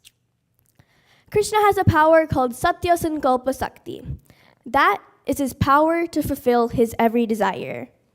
That's why when Mother Yashoda was binding Krishna to the grinding mortar, the rope was continuously 2 fingers too short. The energies of Krishna are his loyal servants that act according to his desires, so that he can enjoy his pastimes with the inhabitants of Vrindavan. Stealing. We all know Krishna loves to steal butter in the houses of the Vraja gopis. The gopis relish these activities of Krishna, but externally they chastise him for his mischievous behavior. We all know stealing and speaking lies, those are faults in ordinary people, but they are adornments in the Lord's nature. Why is that? That is because in the spiritual world, there is no sense gratification. Therefore, stealing and speaking lies, they're only used for the Lord's service. Meanwhile, in the material world, there is sense gratification. So stealing and speaking lies, they're only used for oneself and not for the Lord's service. Speaking lies. Krishna often doesn't admit his mischievous activities, but speaks many lies against those claims. Krishna cleverly makes false statements that have deeper and truer meanings. For example, here's a gopi who's saying, "Who distributed butter to the monkeys?" And here's Krishna saying, "The one who created them." Keep in mind that the Vrajavasis did not know that Krishna was the Supreme Personality of Godhead. They did not know that he was the creator of all living beings, including the monkeys. That's why they thought he was lying. Another beautiful pastime is of Krishna and his cowherd boys. Krishna is on one team with a couple of cowherd boys, and the rest of the cowherd boys are on another team. The 2 teams decide to make a bet with each other. Whoever loses this game has to carry the winning team on their back. Krishna, having confidence in his team, agreed to the bet. Unfortunately, Krishna's team lost, which caused Krishna's team, the losing team, to carry the winning team on their back. How could the Supreme Personality of Godhead have somebody's feet on his back? How could he be giving somebody a piggyback ride? This just shows that in Goloka Vrindavan, Krishna does not want to be known as the Supreme Personality of Godhead, the all-pervading. Krishna wants to be known as a cowherd boy who is loved and cherished by all. Krishna cries. To understand Krishna's crying pastimes, we have to understand the loving relationships of Krishna and the Vrajavasis, and then we can appreciate and relish these beautiful pastimes.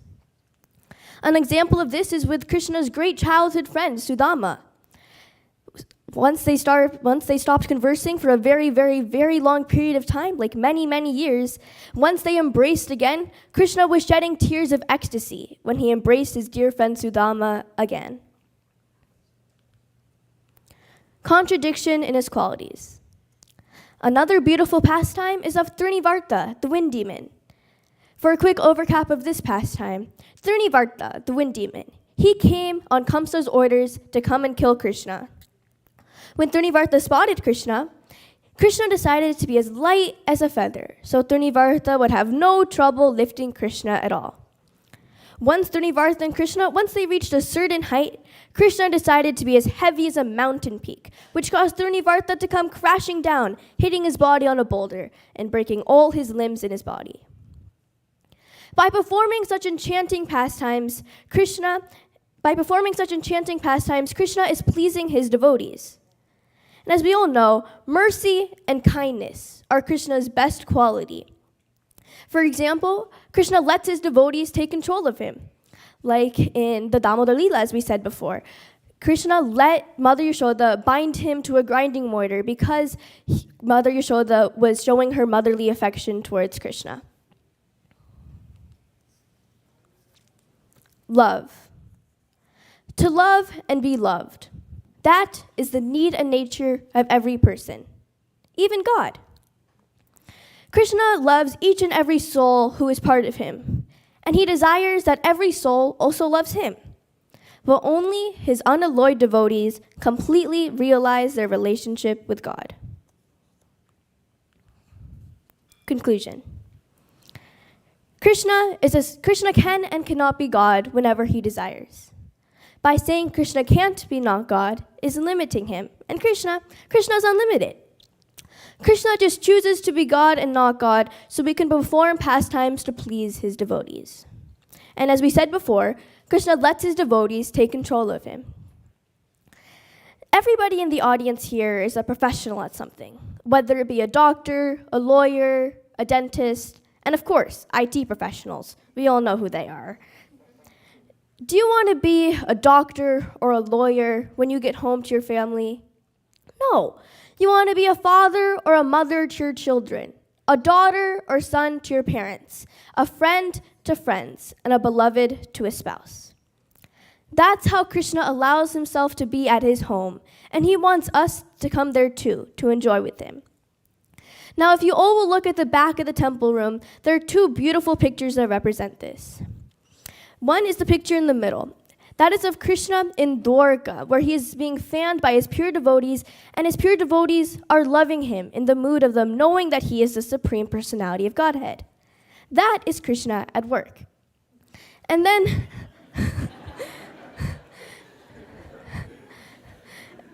there's Krishna, and then it's covered by the screen, but we all know that picture. It's of Krishna in Vrindavan playing with the cowherd boys. This is where his pure devotees, the cowherd boys and the inhabitants of Vrindavan, they do not know that he is the Supreme Personality of Godhead. Therefore, they are loving him in the mood of them not knowing that he is the Supreme Personality of Godhead. That is Krishna at home. So there's Krishna at work and Krishna at home. So Krishna chooses to reciprocate with his devotees in the mood that they choose to love him and the relationship they have with Krishna. So that concludes my Can God Be Not God presentation. If you have any questions, please feel free to ask. And please forgive me if I've made any mistakes. I am still learning. Hare Krishna.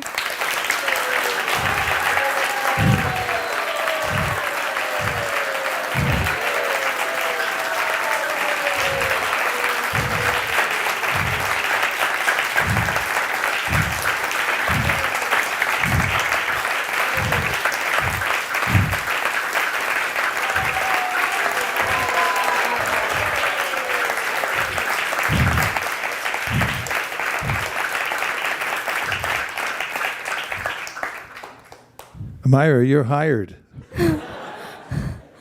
Really, we got to get you out more, out and about. I felt that the elements of presentation came together in your talk. Thank you. Not only did you have a compelling philosophical and intellectual presentation, starting with the question at the beginning, which is always a good way to bring the audience in. And it's a conundrum that people have. In fact, atheists bring it up all the time. Can God be in a position to not lift a stone himself? Can he create one so heavy and so forth? You answered it so artfully. Thank you. And the other element of your talk was your delivery. I felt that, and I know you're a dancer, it was almost a dance, because you had opened up your gestures were open and the appropriate timing and so forth, and it added an element that was very satisfactory. Because not only did you present the ideas, but you also you delivered it in such a way that we were entertained. Thank you. And I think the ideas of bringing in, asking questions, you were interactive with the audience, that was another part of it. And then pointing to the back of the temple room, things that we've seen so many times that we forget they're there, and bringing our attention to close it. It was super excellent. Well done, thank you. Hare Krishna. Thank you.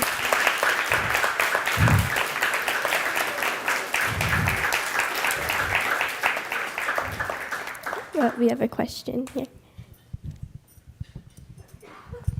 Hare Krishna. I echo what Guru Maharaj said. Your presentation, your delivery, oration, extraordinary. Well done. Thank you. I have a question. What made you choose this topic? Why were you interested in this?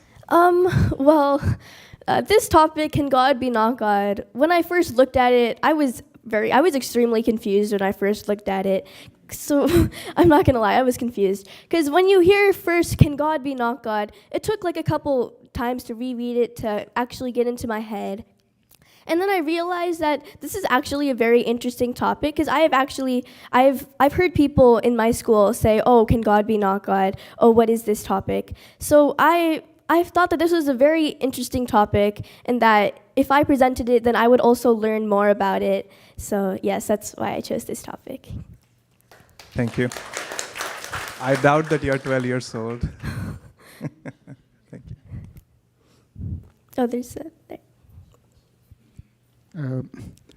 Mara, I'm really glad. I think a couple of years ago when your dad was, thinking about what to do, whether to move here or not, I think he made the best call. I'm really, really happy. Really, really happy that, all the fruits we are seeing, as it's amazing. Thank you. Thank you. Thank you.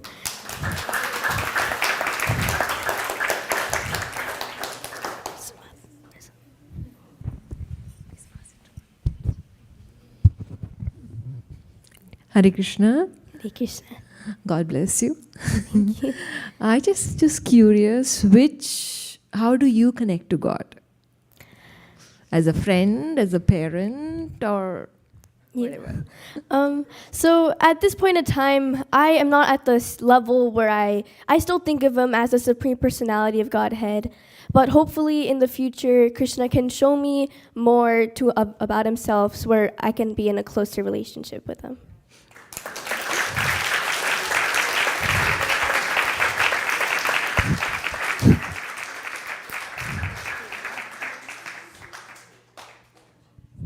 Om Tat Sat. Any other comments or questions? Okay. Thank you so much, Amara. That was such a wonderful presentation once again.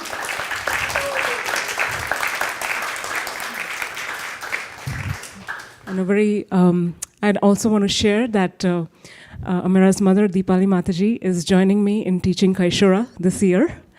So very, very grateful to you, Mataji. Yeah, we have the biggest class with 27 students. So please pray for us. We really need all your well wishes and blessings. Without the desire of devotees, Srila Prabhupada, and of course, Lord Shri Krishna and Radharani, Mahaprabhu, Panchatattva, Lakshmi Narasimhadev, we cannot make an inch progress. So please pray for us. We are starting on another year, and we look forward to bringing out more bhakti inside us and from others, from the students and from the community. Thank you so much.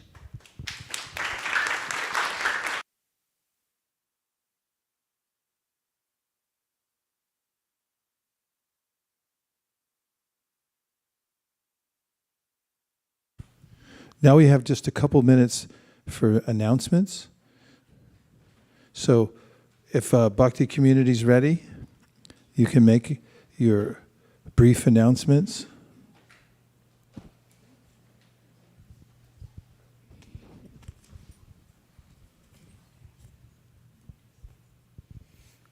Thank you, Hare Krishna. I was thinking today when Krishna Sakha Prabhu was asking about the book distribution, whether he's doing it right or not, I was making notes and I was thinking, our acharyas have always told us, Maharaj always tells that book distribution is the Brihad Madanga. And when we give books, actually, we have no idea what the people who we are giving books are going through. When the book distributors have brought people to Bhakti community, we have understood from them that their lives are so complicated and so much is going on which you cannot make out when you give them the books on the road. And when we were initially, before pandemic, when Bhakti community was started, we were trying to write the mission and the vision statement, because for any endeavor, Maharaj always says, what do you want to do? What's your vision? What's your mission? And that time we were thinking our mission should be that We want to just connect people, give them a genuine environment, give them spiritual friendships. We don't want to give them any more books. We don't want to ask them for donation. We don't want to ask them to even do chanting. All we want to give them is just the connection. And now the proof is really in the pudding. You have seen so many Bhakti community participants who come to the temple, and many of them who don't come are still attending for 2-3 years now. One of the sessions that we do on Thursday is where we break out people into different rooms, and we have leaders who are leading those rooms. These days, the leaders are all those people who we met on the streets and gave them the books, and they are leading the rooms. So we've seen that the way the programs are led and the way we give them just simple, genuine care and love and a non-judgmental environment has really worked. And I really encourage you all to keep doing what you're doing. The book distributors, this is Brihad Madanga, you're doing excellent service. Please bring them onto Bhakti community. We are here to help them out. We are looking for more volunteers who can help these participants. So please join, please ask them to join Bhakti community. If you have doubts on how to invite them, please invite. Last night we had the Next Stop Mantra Zone program at Palo Alto. One fun fact, there was a small child who came, she was 12 years old, with her parents. They came for the first time, and Ekachakra Pran Prabhu was taking the session, and he was talking about a lot of things about consciousness. Whether if we are in good consciousness, then we will get that life in future. And this little girl was asking, you all can discuss with me, give me hints how to answer these questions offline. She was asking, if I'm in a dream, and in the dream, I'm jumping from one rock to the other rock, and I'm engrossed in the dream, and then I die, what life will I get? And we all were explaining her this, the question, this, helping her to explain this. We were really thinking, like, they have, even small kids have so many questions. Then Ekachakra Pram Prabhu said, another example he was giving, that, if we have a solid foundation, so if you have a house which is made of rocks, and if you have a house which is made of just quicksand, which one will last if the storm comes? So an obvious answer was the quicksand will just leave. So he was saying that, okay, that's how we have to live our life. This little girl again comes up and she says, what if the quicksand is next to the rock house? Will it still fall? So these are some really fun episodes. We are also having fun, and a lot of, in a very light way, people are learning the philosophy. And many of them, Shweta is here, she joined Bhakti community. She's reading books daily, lot of books, not just Shweta, Barbara, Liji, Chuck, Shirley, you all know them. Kennedy is a great example. She's done Adi Leela, the first volume already, and you can see all the things. So please, proof is in the pudding. You're seeing the benefits, and please continue to do what you all are doing. Please inspire people to join Bhakti community. Hare Krishna.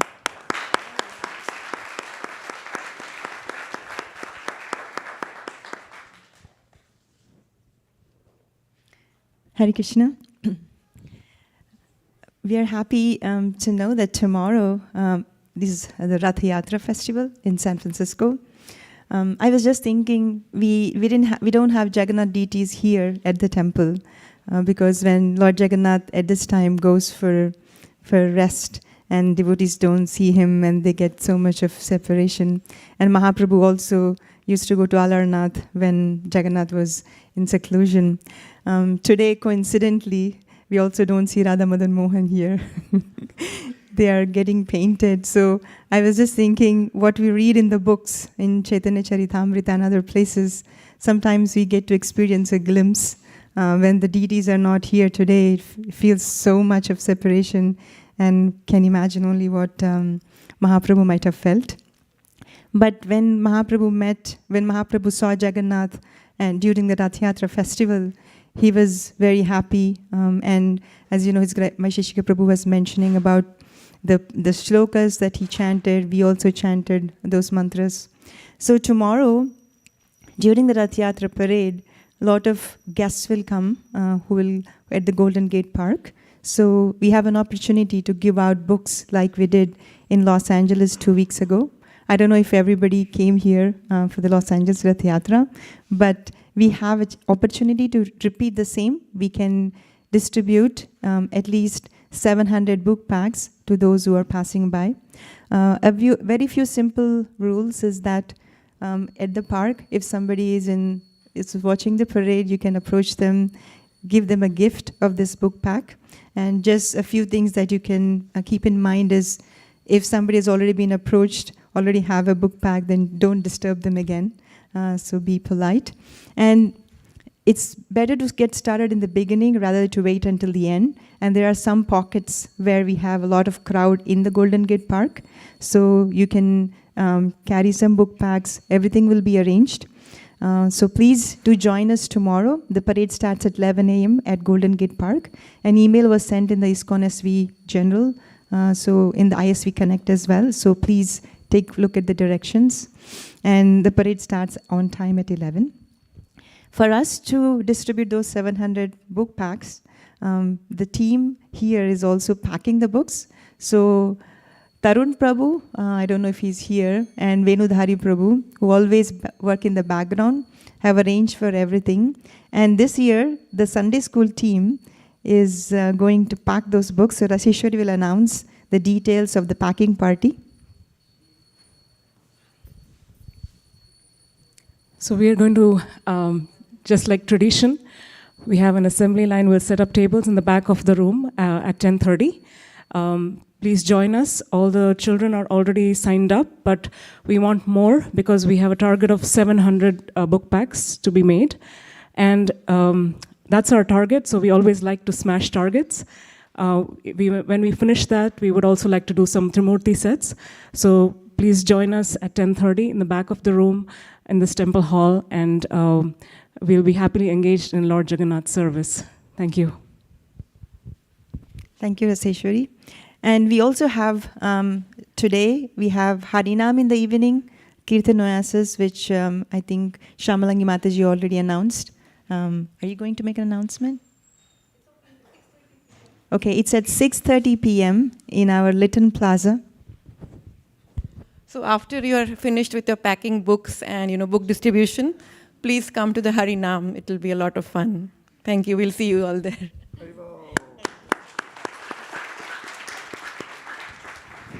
And for those who are not packing, we have spots where we can go and distribute Srimad Bhagavatam sets in Cupertino, Fremont, and the Tri-Valley area. And our Western Sankirtan team is going to different places. Kautukarna Prabhu, would you please announce your spots? Hare Krishna, Dandavad Pranam, all to Srila Prabhupada. So we have one team going to Scotts Valley. There is a festival there, so Madhav Govind Prabhu is taking the team there. Another is Palo Alto Harinam. Of course, we have a table there, but our dear Sankirtan warrior Adin Prabhu is initiated now. He's Adinath Krishna Das. So,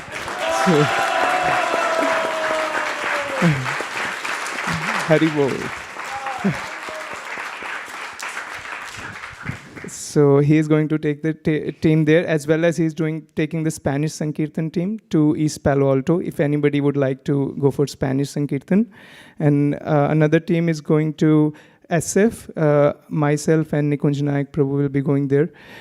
Please join us if you like. There's a Filipino block party, and they are celebrating 50 years of hip-hop in one way, so we can give them Krishna consciousness. That's the best they can get. So, and then we have another team, I think. Yeah, that's all from me, Mataji.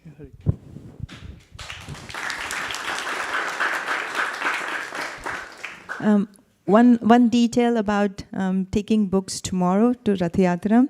This is a request that comes in every year, that when we park the car and get the books to the spot, the request is not to drive on the grass. So this is being told every year, and we are requesting devotees not to drive the car on the grass while we are transporting books. We can carry the trolleys. That's all, Prabhu. Thank you.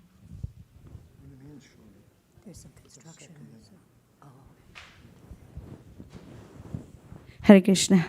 So we have Anuradha Challa Mataji in the temple hall. Okay. She is a devotee who is going through tough time, but she's been practicing, and she is a very, very regular member at the Sunday school. And it's her son's birthday. His name is Sadhu Bhushana, and mother would like the blessing for the baby as well as from Vaisesika Prabhu and Mother Nirkola. So just wanted to request everyone to bless Sadhu Bhushana. Hare Krishna.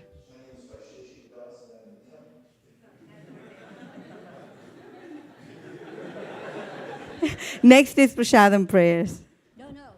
Guru Puja. Oh, Guru Puja, yes. Thanks. So we're now going to put all the seats away, roll up the carpet, and we'll start Guru Puja forthwith. Vanchakalptarishcha kripasanabhevacha patitanam pavanibhyo vaishnavebhyo namo namaha.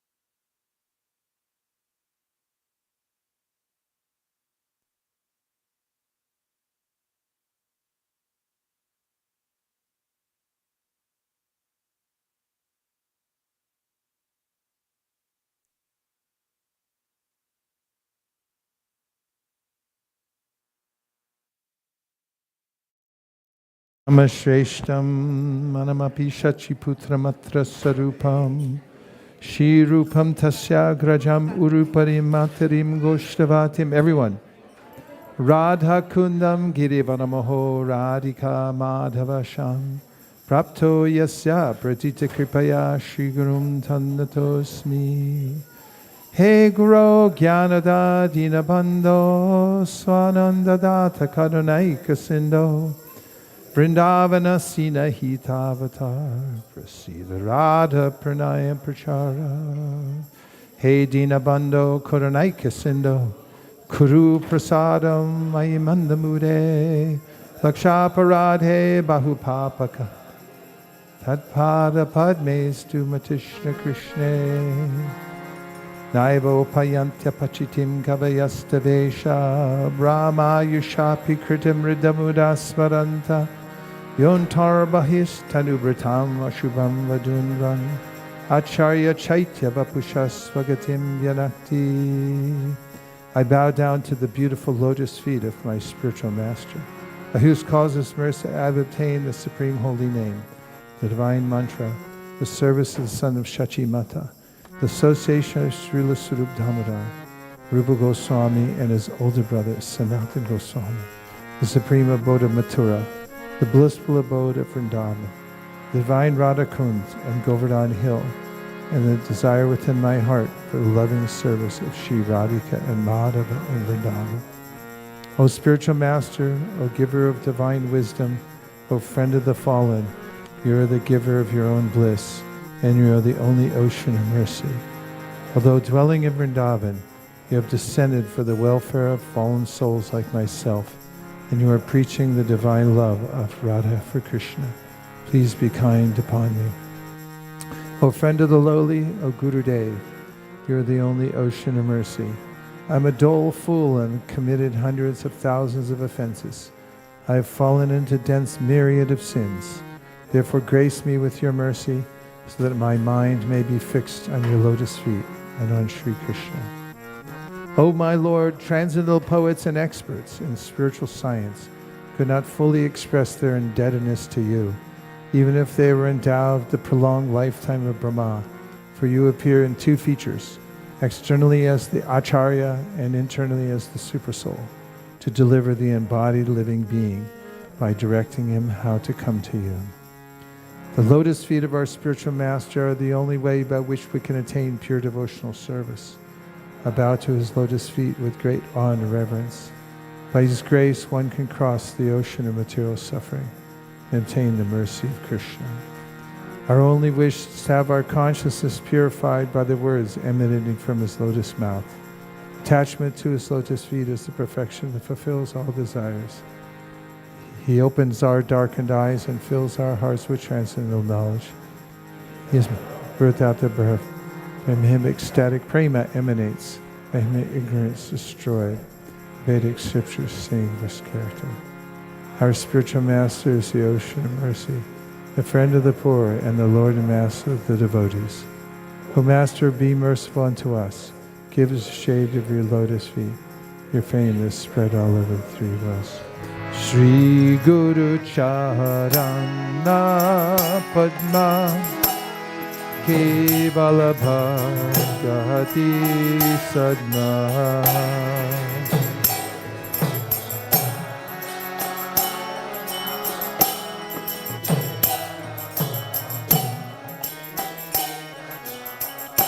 Pando Mui Savadana Mate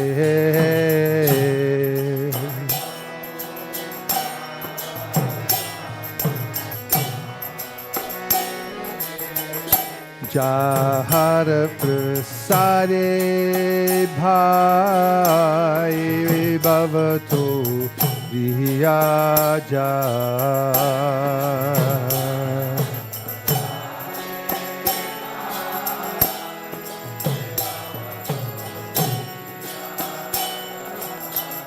Krishna Prapti Hoy Jaha Hoy Te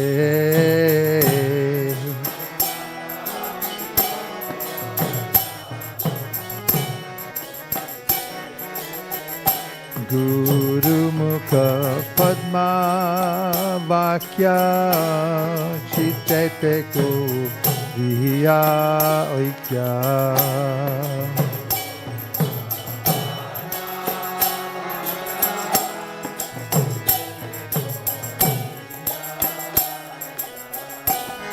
Guru Mukha Padma Vakya Chitete Koriya Kya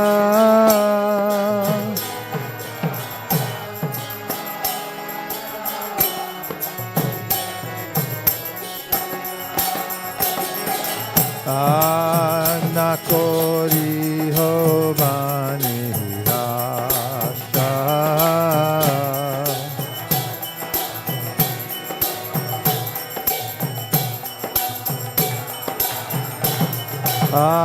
Anakori ho mane asha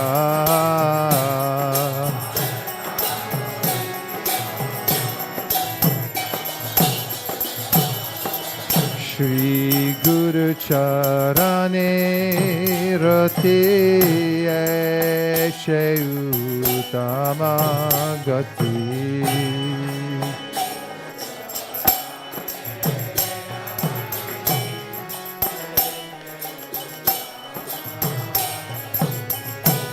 Sri Guru Charane Rate Ese Utama Gate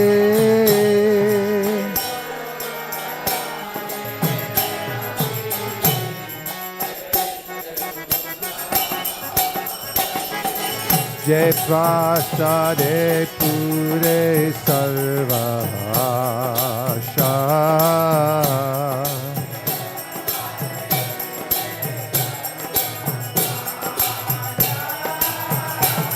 Jai Prasade Pure Sarvasha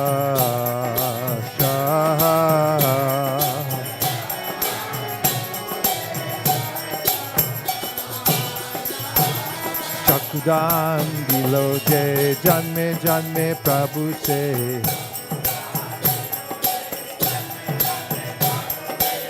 Divya Gyan Hire Prokashita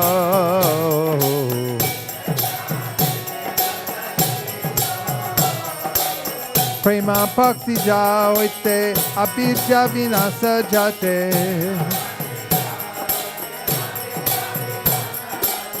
Tere Gai Jahara Charito.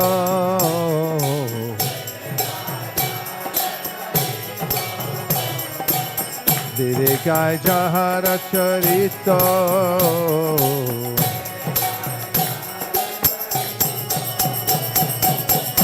Shri Guru Karuna Sindhu Adama Janara Bandhu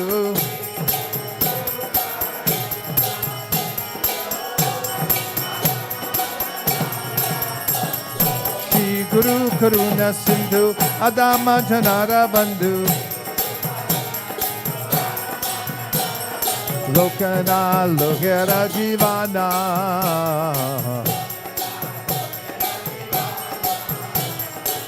Kana lokera jivana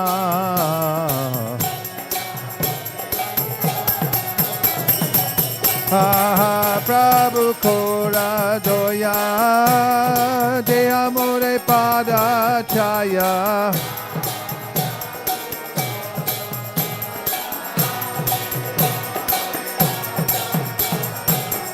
Prabhu Kora Doya De Amore Pada Chaya Ebe Josh Kushik Tribhuvana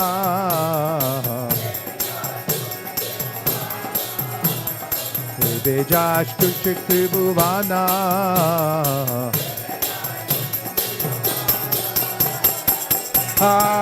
Prabhu Kora Doya De Amore Pada Chaya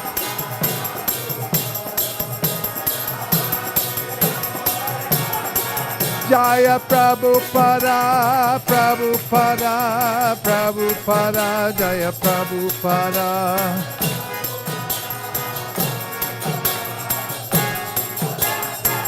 Jaya Jaya Prabhupada, Prabhupada, Prabhupada, Jaya Jaya Prabhupada.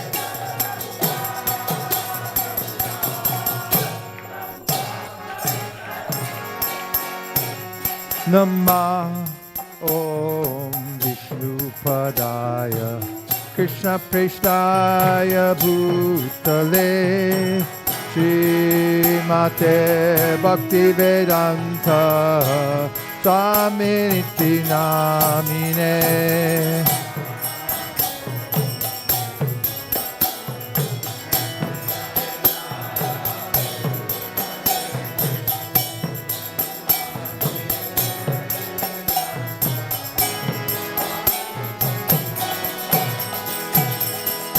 Namaste Saraswate Deve Gauravani Pracharine Nirvishesha Shunyavadi Paschatyanishatarine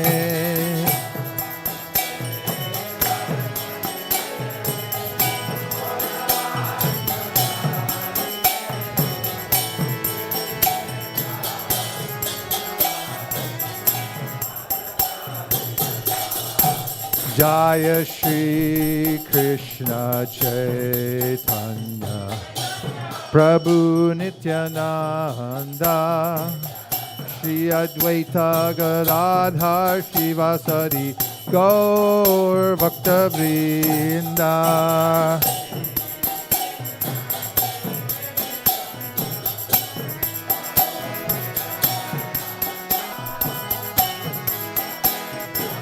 Gadadhar Shivasari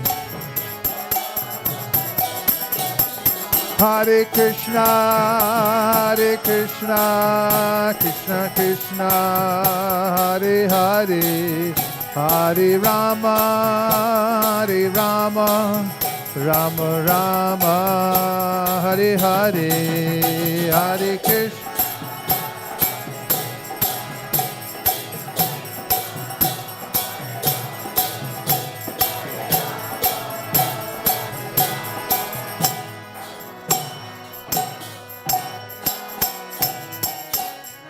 Jayom Vishnupad Paramhamsa Parivrajikacharya Stothara Satashi Shimad Bhai Charanara Vinda Bhaktivedanta Sai Maharaj Shri Prabhupada Ki Jai Jai Om Vishnupad Paramahamsa Prevrajikacharya Stotarashti Shrimad Srila Bhakti Siddhanta Saraswati Goswami Maharaj Ki Jai Ananta Kuli Vaishnavini Ki Jai Namacharya Srila Haridas Thakur Ki Jai Prem Sukaho Shri Krishna Chaitanya Prabhu Nityananda Sri Advaita Gadadhara Shivasri Gaur Bhaktivinoda Ki Jai Shri Shri Radha Krishna Gopinath Shamakund Radhakund Giri Govardhan Ki Jai Shri Vrindavan Dham Ki Jai Shri Mayapur Navadip Dham Ki Jai Shri Jagannath Puri Dham Ki Jai Tulsi Devi Bhakti Devi Ki Jai Jamuna Devi Ganga Devi Ki Jai Sam Beta Bhaktivinoda Ki Jai. All glorious assembled devotees. All glorious assembled devotees. All glorious to the assembled devotees. Gaur Premanande Hari Hari Bol. A word of appreciation to all those devotees who are doing cleaning services here at ISV. Because one of the most important aspects of maintaining a space for the Lord is to have it extremely clean and well organized. I walked into the book room last Saturday and saw that it was spotless and everything in order. Whoever did that is Krishna conscious. And all of us can take up cleaning service. It's the most edifying. It's manual labor, which means you use your hands. It's, if you read the pastime of Rath Yatra, it's the way Prataparudra Maharaj became an insider, as he picked up a broom. So I highly recommend it, and I also commend the devotees who wash pots and who go out of their way to clean. Also, if you see anything lying around, for instance, in the parking lot or anywhere near the temple or anywhere in the neighborhood, pick it up. If you don't have something to pick it up with, I've got some things in the car you can use. And if you don't have those, you can use your left hand and then throw it in the garbage. But please keep everything clean. As we're expanding and getting larger properties and so forth, it's important that we keep this one in perfect order to show Krishna that we're worthy of having a larger space. Who are the cooks for today?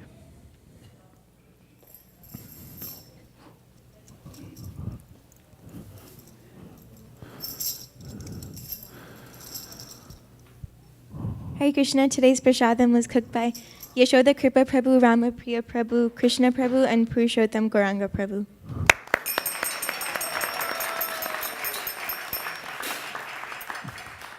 Anybody want to sing a Bengali song?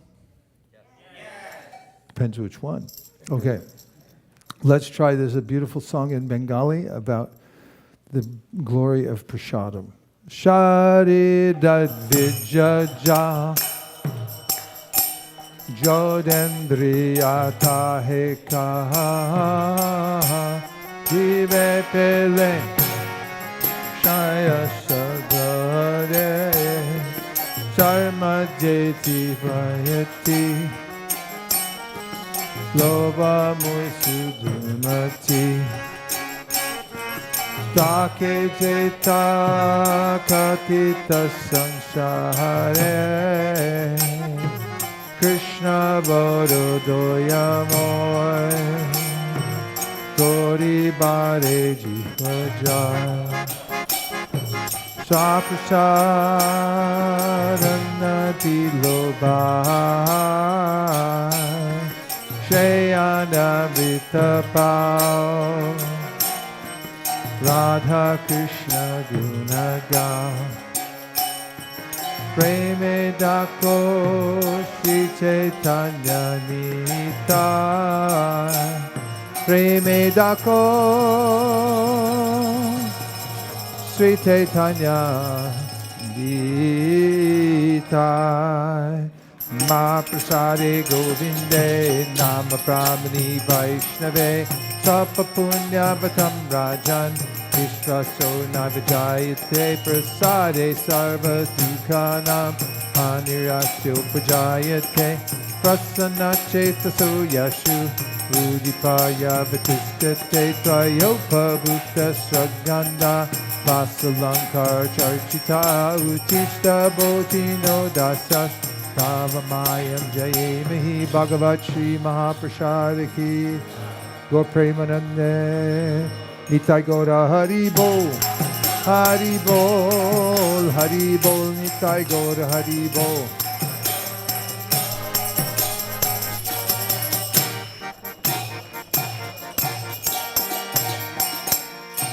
Please come take prasadam. Haribo. Vanchko Dhruvischa Kripasindabevacha Patitanam Pavlibhyo Vaishnavebhyo Namo Namaha.